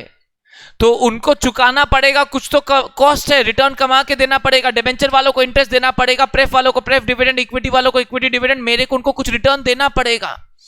अगर मैंने आपसे 100 रुपया लिया है तो मुझे आपको 100 रुपए पे कुछ रिटर्न कमा के देना है। अब अगर मैं रिटर्न नहीं कमाऊंगा, ये 100 रुपया लेके बैठा रहूंगा, तो वो रिटर्न पॉकेट से लग जाएगा। प्रॉब्लम समझ में आ रहा है क्या? लॉजिक समझो। 100 रुपया पैसे से पैसा कमाना है, लेकिन पैसे से पैसा अगर नहीं कमा रहे, वो खुद का पैसा है तो टेंशन नहीं है। लेकिन प्रॉब्लम क्या है, अगर बाजार से पैसा लिया है तो उसको रिटर्न भी तो कमा के देना पड़ेगा। अब रिटर्न नहीं कमा पा रहे हैं तो कैपिटल इरोजन हो जाता है। एक इंटरेस्टिंग वर्ड है capital erosion. So what is capital erosion? जहां कैपिटल में से आपको इंटरेस्ट देना पड़ेगा। लॉजिकली सोचो, आज अगर मैंने अर्निंग कमाया नहीं, लेकिन इक्विटी वालों को, प्रेफ वालों को, डिबेंचर वालों को इंटरेस्ट रिटर्न तो डिविडेंड देना पड़ेगा। कमाया नहीं तो देंगे कहां से? बोला कैपिटल में से ही निकाल के देना पड़ेगा, तो मेरा कैपिटल इरोजन हो जाएगा। That is a problem. इसीलिए फंड्स आइडल नहीं होना चाहिए। अगर 1 रुपया भी आइडल पड़ा है तो ये बिजनेस के लिए नुकसान है। बड़ी कंपनियां तो यहां तकायत करती है कि हर शुक्रवार को सारा पैसा कहीं इन्वेस्ट कर देती है 2 दिन के लिए। कई सारे ऐसे मार्केट होते हैं, आप सीखोगे मेरे साथ, मनी मार्केट, जहां आप एक एक दिन के लिए पैसा इन्वेस्ट कर सकते हो। तो उनको पता है कि कंपनी शनि रवि बंद रहेगी, हम 2 दिन का इंटरेस्ट कमा लेंगे। शुक्रवार को वो पैसा इन्वेस्ट कर देती है, सोमवार को पैसा वापस ले लेती है। सोचो, ये है फाइनेंस की दुनिया, जहां 1 रुपया 1 दिन भी आपके पास है तो वो आपके लिए पैसा कमाएगा, और नहीं कमा रहा है तो आप पैसा ठीक से मैनेज नहीं कर रहे। Every fund that is kept idle is a loss for the business. I now getting the concept? बहुत इंटरेस्टिंग है फाइनेंस की दुनिया, कैसे पैसा ग्रो करता है। हम तो बोलते हैं पेड़ पे थोड़ी ना उगता है, लेकिन पैसे से पैसा उगता है। कैसे उगता है हम सीखेंगे नेक्स्ट चैप्टर में, टाइम वैल्यू ऑफ मनी में। पर अभी के लिए आगे आना। Finance manager will analyze the financial implications of each decision to invest in fixed assets, working capital कितना होना चाहिए, and so onwards. Are you with me? Okay, तो बोला आइडियली अपने लिए वर्किंग कैपिटल में कितना पैसा लगाना है, फिक्स्ड एसेट्स में कितना पैसा लगाना है। वापस ये सब डिस्कस कर चुका आपके साथ। अगर फिक्स्ड एसेट्स में पैसा ज्यादा लगाया तो वर्किंग कैपिटल के लिए कम बचेगा, वर्किंग कैपिटल में ज्यादा लगाया तो फिक्स्ड एसेट्स कम बचेगा। प्रॉब्लम है कितना पैसा का फिक्स्ड एसेट्स लेना है, कितना का वर्किंग कैपिटल, ये डिसाइड करना फाइनेंस मैनेजर का डिसीजन होता है। अभी clearly getting the initial discussions everyone, yes और नो? सोचो लॉजिकली, हमने ऑलमोस्ट 1 घंटा 1.25 घंटे से ज्यादा का क्लास कर लिया, उसमें सिर्फ 1 पन्ना पढ़ाया है आपको, सिर्फ 1 पन्ना। ऐसा नहीं है, डोंट वरी, हर क्लास ऐसा नहीं होगा, ये तो बस शुरुआत है, ठीक है ना? बट या obviously we had a lot of interesting initial discussions to continue. कुछ चीजें और पढ़ते हैं, थोड़ा सा आइएगा बुक में। सिग्निफिकेंस ऑफ फाइनेंशियल मैनेजमेंट, सुनिएगा। Significance of financial management. Financial management important है। क्यों इंपॉर्टेंट है? 3 रीजंस। बुक बोलता है कंपनी में हर काम को करने के लिए पैसा चाहिए। जब कंपनी शुरू करते हैं तो इनकॉर्पोरेट करने के लिए कैपिटल इंट्रोड्यूस करना पड़ता है। जब कंपनी बंद करते हैं तो वाइडिंग अप करके कैपिटल पे ऑफ करते हैं। स्टार्ट से लेके एंड तक सारा काम पैसे से होता है। बिजनेस के हर एक्टिविटी के लिए परचेजेस करना है, पैसे चाहिए, सेल होगा पैसा आएगा, इंप्लॉइज हैं, सैलरी, पैसा देना है, मशीन खरीदना है, पैसा चाहिए, रॉ मटेरियल खरीदना है, पैसा चाहिए, हर काम के लिए पैसा पैसा पैसा पैसा पैसा क्यों करती है पता नहीं। मतलब पॉइंट समझ रहे हैं ना? It's all about money Honey eight the end of the day. तो बोला इट इज अ नेसेसिटी, जहां हर काम पैसे से होता है। हर डिपार्टमेंट का परफॉर्मेंस फाइनेंस पे डिपेंडेंट है, ये डिस्कस कर चुके हैं। हर डिपार्टमेंट का परफॉर्मेंस फाइनेंस पे डिपेंडेंट है। मार्केटिंग ढंग से तभी होगा जब पैसा होगा, प्रोडक्शन ढंग से तभी होगा जब पैसा होगा, अच्छे इंप्लॉइज तभी आएंगे जब अच्छा सैलरी दे पाएंगे। Are you with me? 1 minute लेके तीनों पॉइंट रीड करिएगा। रीड करो ध्यान से, इसको टेकअप करते हैं।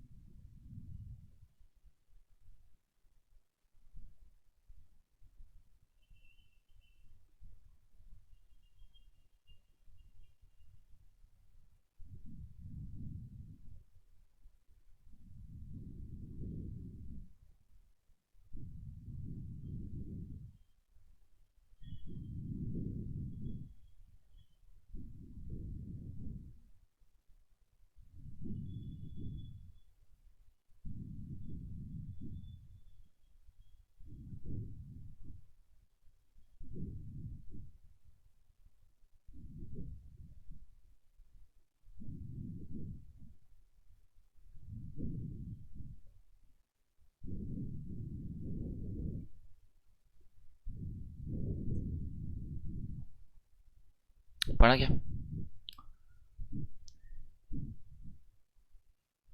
जहां पैसा होगा वहां पैसे को मैनेज करने का जरूरत होगा। Every business will attempt to use funds in the most productive manner. Effective utilization of the most important resource, that is money. समझ में आ रहा है क्या? तो बिजनेस के लिए सबसे इंपॉर्टेंट एसेट है पैसा, और उसको बेस्ट तरीके से मैनेज करना फाइनेंशियल मैनेजमेंट है। सो क्योंकि बिजनेस का सबसे इंपॉर्टेंट एसेट है, जहां पैसा होगा फाइनेंशियल मैनेजमेंट होगा। It is a necessity. Second बोला, हर टाइप का बिजनेस, चाहे profit, non profit, private, public, हर टाइप के बिजनेस को फाइनेंशियल मैनेजमेंट करना पड़ता है। पिक द राइट वर्ड्स, पूरा पूरा लाइन अंडरलाइन नहीं करते हम लोग। हर बिजनेस को फाइनेंशियल मैनेजमेंट करना पड़ता है, चाहे प्रॉफिट, नॉट फॉर प्रॉफिट, चाहे स्मॉल, लार्ज, प्राइवेट, पब्लिक। बोला बाकी सारे डिपार्टमेंट का स्ट्रेंथ फाइनेंस पे डिपेंडेंट है, जैसे प्रोडक्शन, मार्केटिंग। बाकी हर डिपार्टमेंट का काम फाइनेंस पे डिपेंडेंट है। कॉन्सेप्ट समझ में आ रहा है ना? देखो, जो डिस्कशंस किया उसके बाद जब रीड करेंगे तो लाइफ कंफर्टेबल होगा, इसलिए डिस्कशन करते टाइम बहुत अच्छे से डिस्कस करते हैं, फिर रीड करेंगे नॉर्मल। आगे आइए, objectives of financial management. This is a separate topic, इसका नंबरिंग अलग होगा। It's a separate bullet.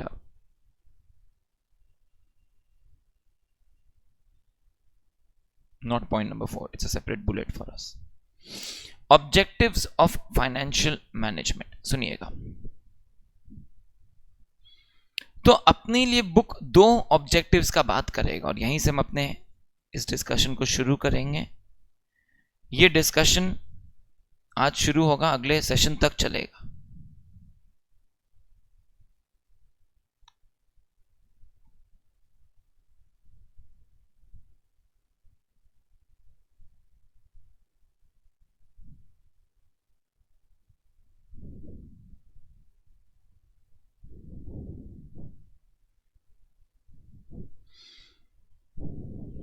Objective of financial management, सोच के बताओ।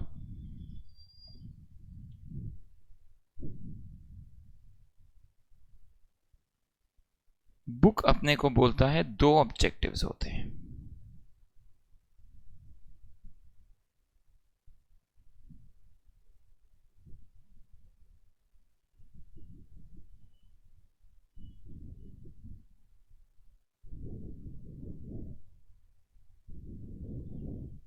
Profit maximization and wealth maximisation.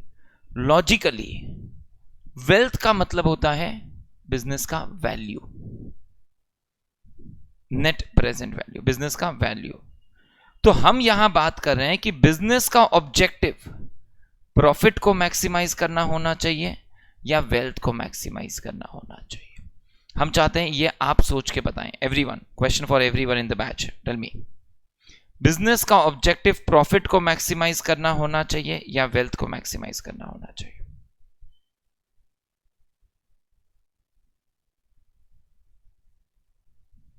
Think and tell मी।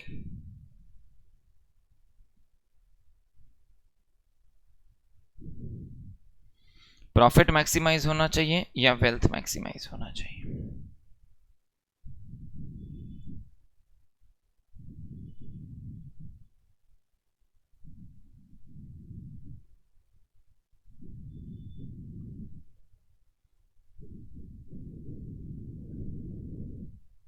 या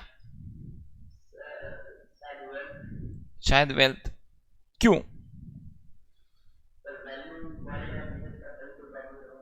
वैल्यू बढ़ेगा तभी तो प्रॉफिट होगा। Okay, maybe. Profit maximisation, wealth maximization. Profit maximization का मतलब होता है सबसे सस्ते दाम में खरीदने का कोशिश करेंगे, सबसे ज्यादा दाम पे बेचने का कोशिश करेंगे, ताकि आज सबसे ज्यादा से ज्यादा प्रॉफिट कमा सके। इसमें क्या होगा? एम्प्लॉयज को कम कम करके सैलरी देंगे, रॉ मटेरियल के लिए कम कम करके पैसा देंगे, हर एक को पेमेंट कम कम करके करेंगे, और रिसिप्ट ज्यादा ज्यादा करके निचोड़ के लेने का कोशिश करेंगे ताकि प्रॉफिट ज्यादा कमा सके। अब ये ज्यादा प्रॉफिट कमाने से हमें शॉर्ट टर्म में हो सकता है फायदा होगा, लेकिन लॉन्ग टर्म में एम्प्लॉय खुश नहीं होगा, छोड़ के चला जाएगा, वेंडर खुश नहीं होगा, छोड़ के चला जाएगा, कस्टमर्स खुश नहीं होगा, इवेंचुअली बिजनेस सर्वाइव नहीं कर पाएगा। बुक हमें ऐसा बोलेगा, profit maximization is a narrow short term concept, जहां हम आज ज्यादा कमाने का कोशिश करेंगे रिगार्डलेस ऑफ द फ्यूचर। लेकिन वेल्थ मैक्सिमाइजेशन बोलता है खाली आज नहीं कमाना है, business is a going concern, हमें तो लॉन्ग टर्म तक सरवाइव करना है एंड लॉन्ग टर्म तक कमाना है। और ये लॉन्ग टर्म तक कमाने के लिए हमें क्या करना होगा? बोला सबको खुश करना है, सबको साथ में लेके चलना है, सबको खुश करना है एंड सबको साथ में लेके चलना है। एंड सबको साथ में लेके चलने के लिए बुक हमें ऐसा बोलता है कि ideally the best option is wealth maximization. Employees खुश होगा, शेयर होल्डर्स खुश होगा, मैनेजमेंट खुश होगा, कस्टमर्स खुश होंगे, everybody will be happy with the organization. Wealth maximization. So profit maximization, खाली ये डायग्राम बना के एक एक सेंटेंस लिखो ना, दोनों के लिए लिखवाएगा, one sentence for each of them.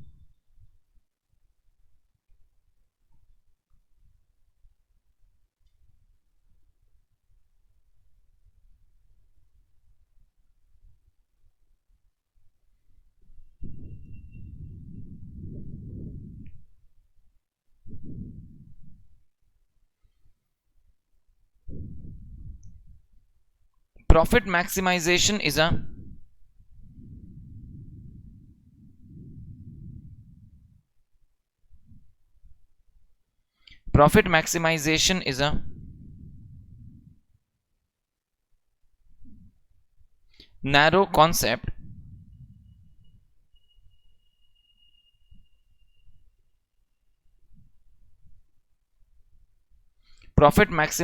is a narrow concept that focuses on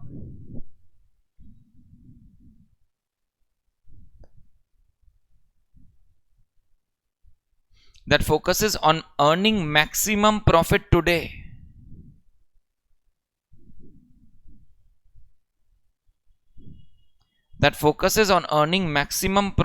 today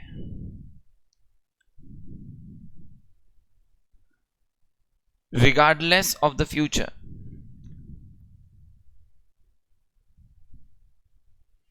That focuses on earning maximum profit today regardless of the future. It is a short term narrow concept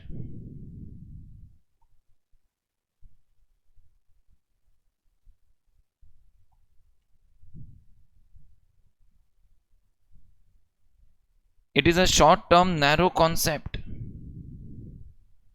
that cannot be sustained, that cannot be sustained in the future for a long term.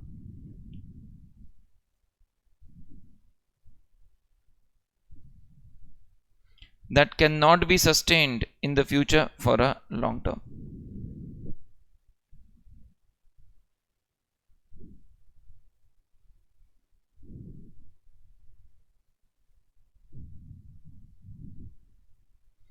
ठीक है ना?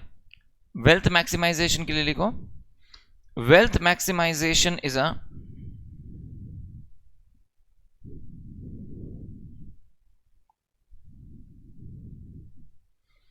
wealth maximization is a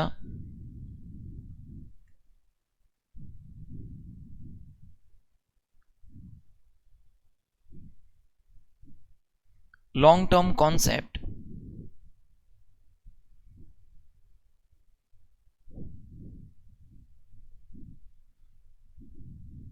where the organization tries to increase the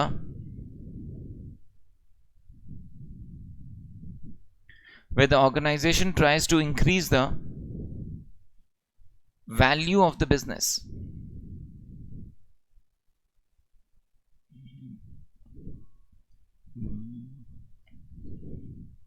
Where the organization tries to increase the value of the business.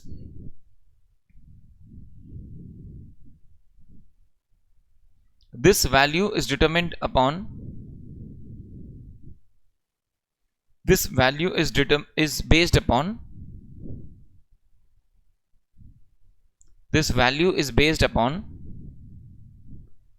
whether all the stakeholders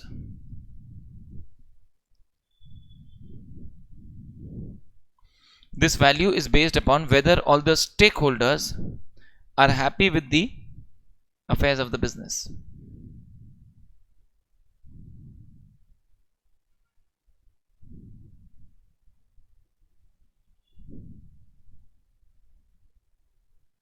Are happy with the affairs of the business. Clear हो रहा है? Okay, कुछ चीजें read करते हैं, आइए. Book बोलता है प्रॉफिट मैक्सिमाइजेशन का एडवांटेजेस. तो बोला it is important for survival of business, else capital is lost. बोला बिजनेस को सर्वाइव करने के लिए प्रॉफिट चाहिए. ये प्रॉफिट वालों का दलील है. प्रॉफिट वाले बोल रहे हैं कि प्रॉफिट होगा तभी तो बिजनेस सर्वाइव कर पाएगा, इसलिए प्रॉफिट जरूरी है. कंपनी का ग्रोथ एंड डेवलपमेंट के लिए प्रॉफिट जरूरी है. कंपनी का फैक्टर पेमेंट समझते हैं अपने, factors of production, economics. 4 factors of production होता है, land, labour, capital, entrepreneurship. Land को हम लोग देते हैं रेंट, लेबर को देते हैं वेजेस, कैपिटल को देते हैं इंटरेस्ट, एंड एंटरप्रेन्योरशिप प्रॉफिट्स. तो बोला ये फैक्टर पेमेंट्स तो हम तभी कर पाएंगे जब प्रॉफिट कमा पाएंगे. बोला आज के दिन में there is something called CSR. CSR सुना है क्या आपने? Corporate social responsibilities, CSR law में सुना होगा. आज के दिन में सीएसआर के कई चर्चे होते हैं, बट सर सीएसआर भी वही कर पाएंगे जो प्रॉफिटेबल होंगे. लॉस मेकिंग कंपनी बैठ के सीएसआर तो नहीं कर रही होगी. Are you getting my point? तो बोला प्रॉफिट इज इंपॉर्टेंट. नीचे बोला profit is essential but not sufficient. तो फिर इन्होंने एक लाइन में समराइज किया कि प्रॉफिट जरूरी है लेकिन खाली प्रॉफिट कमाना सफिशिएंट नहीं है. Are you getting this? Profit जरूरी है लेकिन खाली प्रॉफिट कमाना सफिशिएंट नहीं है. Are you with me? तो फिर बोला next comes wealth maximisation.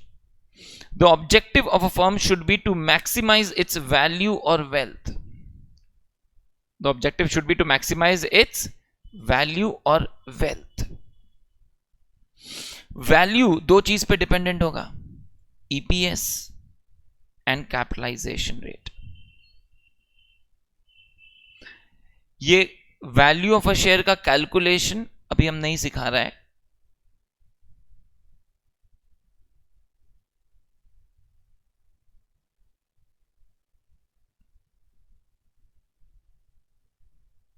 Okay हम अभी एक नेक्स्ट चैप्टर में आपको लेके चलेंगे और उस चैप्टर में आपको बताएंगे, कि हमारा कैसे ये फॉर्मूला डिराइव हो रहा है। लेकिन हम बोल रहे हैं वैल्यू वेल्थ मैक्सिमाइजेशन यानी वैल्यू मैक्सिमाइज करने का बात करेंगे। Are you with me? Okay, book में आ गया।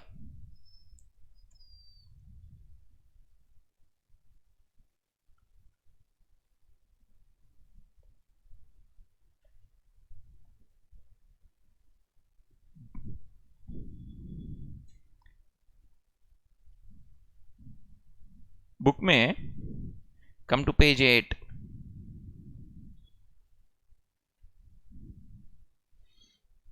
देखो, बोला प्रॉफिट मैक्सिमाइजेशन का फोकस है प्रॉफिट बढ़ाना, वेल्थ मैक्सिमाइजेशन का फोकस है वैल्यू, मार्केट वैल्यू बढ़ाना। Are you with me? तो बोला प्रॉफिट मैक्सिमाइजेशन का एडवांटेज क्या है? कैलकुलेट करना इजी है, it's an appropriate measure of the firms performance. आज कोई भी कंपनी अच्छा है या बुरा है, नॉर्मली हम क्या करते हैं, देखते हैं कितना प्रॉफिट कमा रहे हैं। That's a normal way of judging whether a company is good और bad based upon profits and shows the efficient utilisation of resources.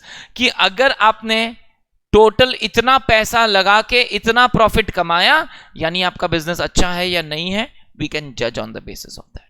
So it is one of the parameters to judge whether a business is performing well or not. लेकिन drawback side बोलता है ये short term है, long term नहीं चलता।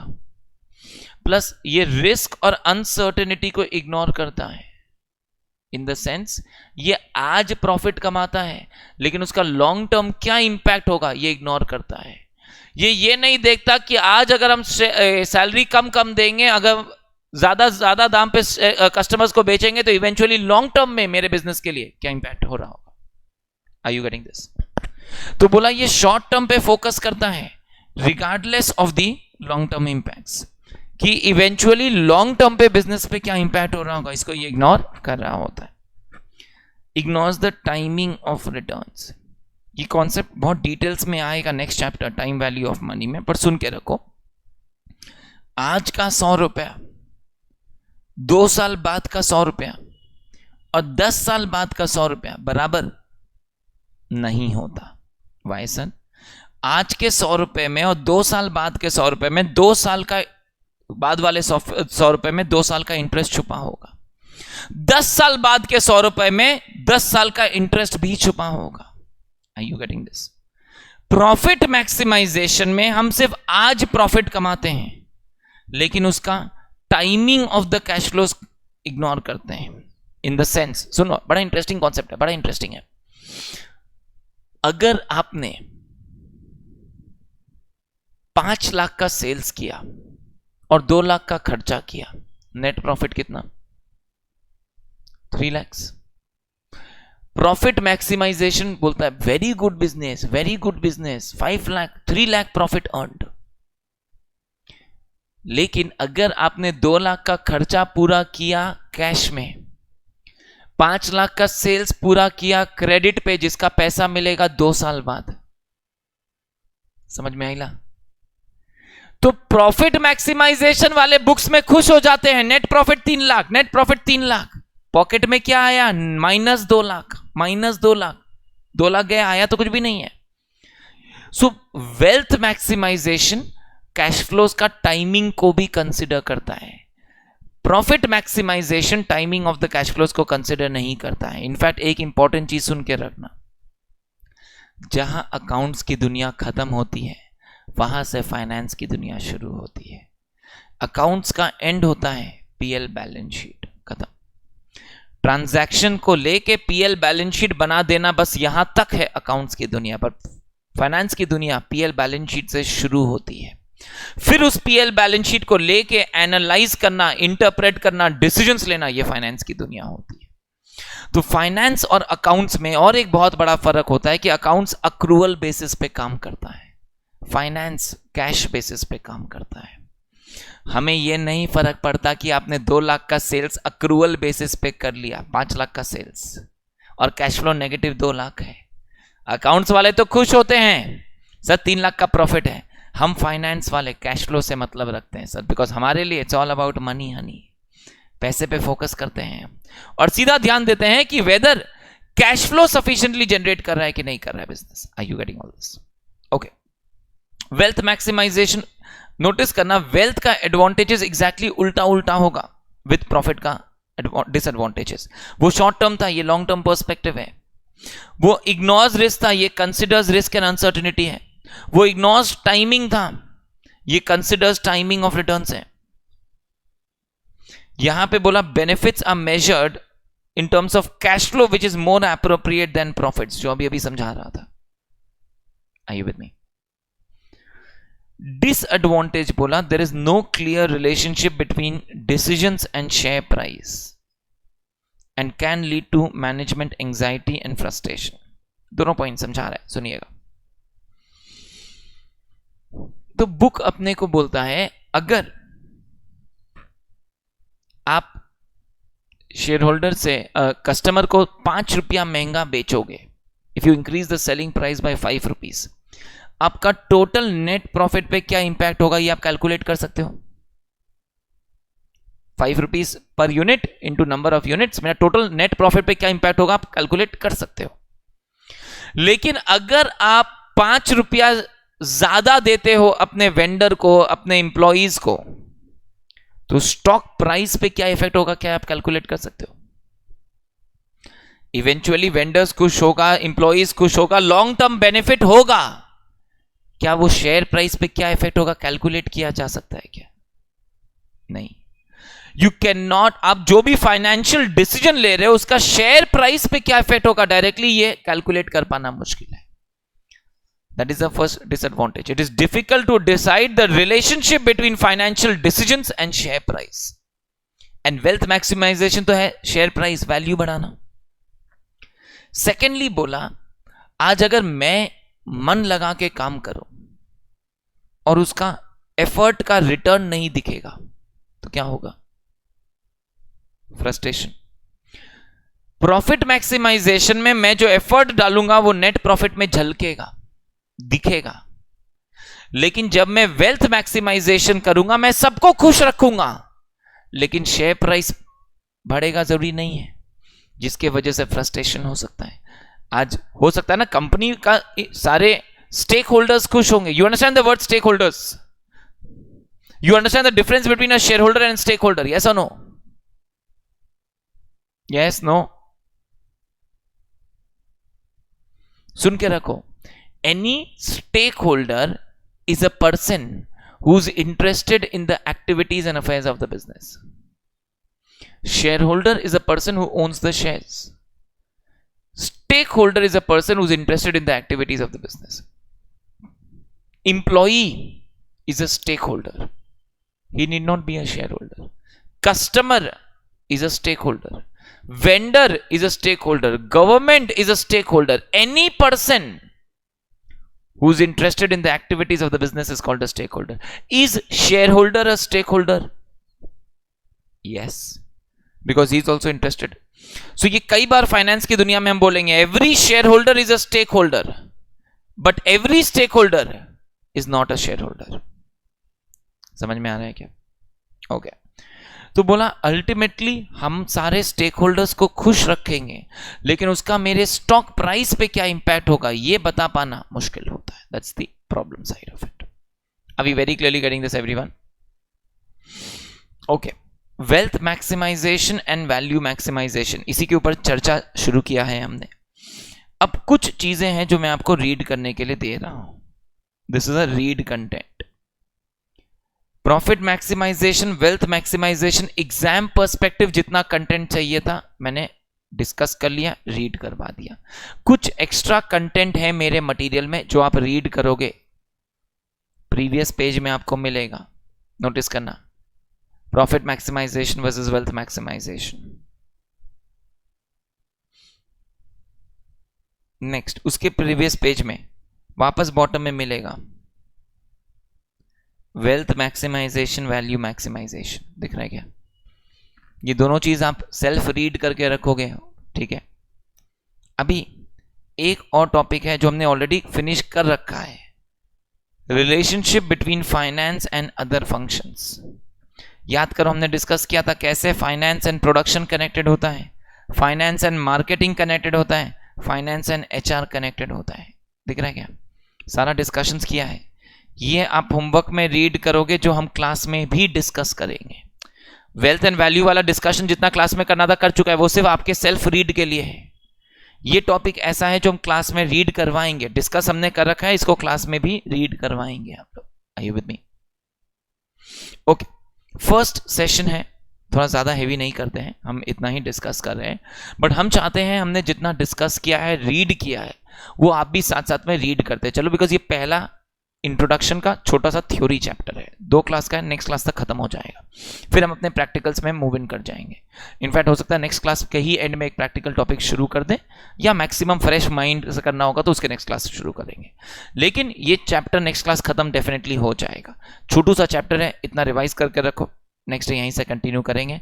Finance की दुनिया में आपका स्वागत है, ये बस शुरुआत है, बहुत कुछ है जो हम डिस्कस करने वाले हैं, बहुत कुछ है जो मजा आने वाला है, लाइफ भर पैसा पैसा आप भी करेंगे, हम भी करेंगे, इसी पैसे को मैनेज करना हम सीखते चलेंगे। For today we'll end up the session at there. I hope you had fun. We'll continue from your next day. Thank you so much everyone.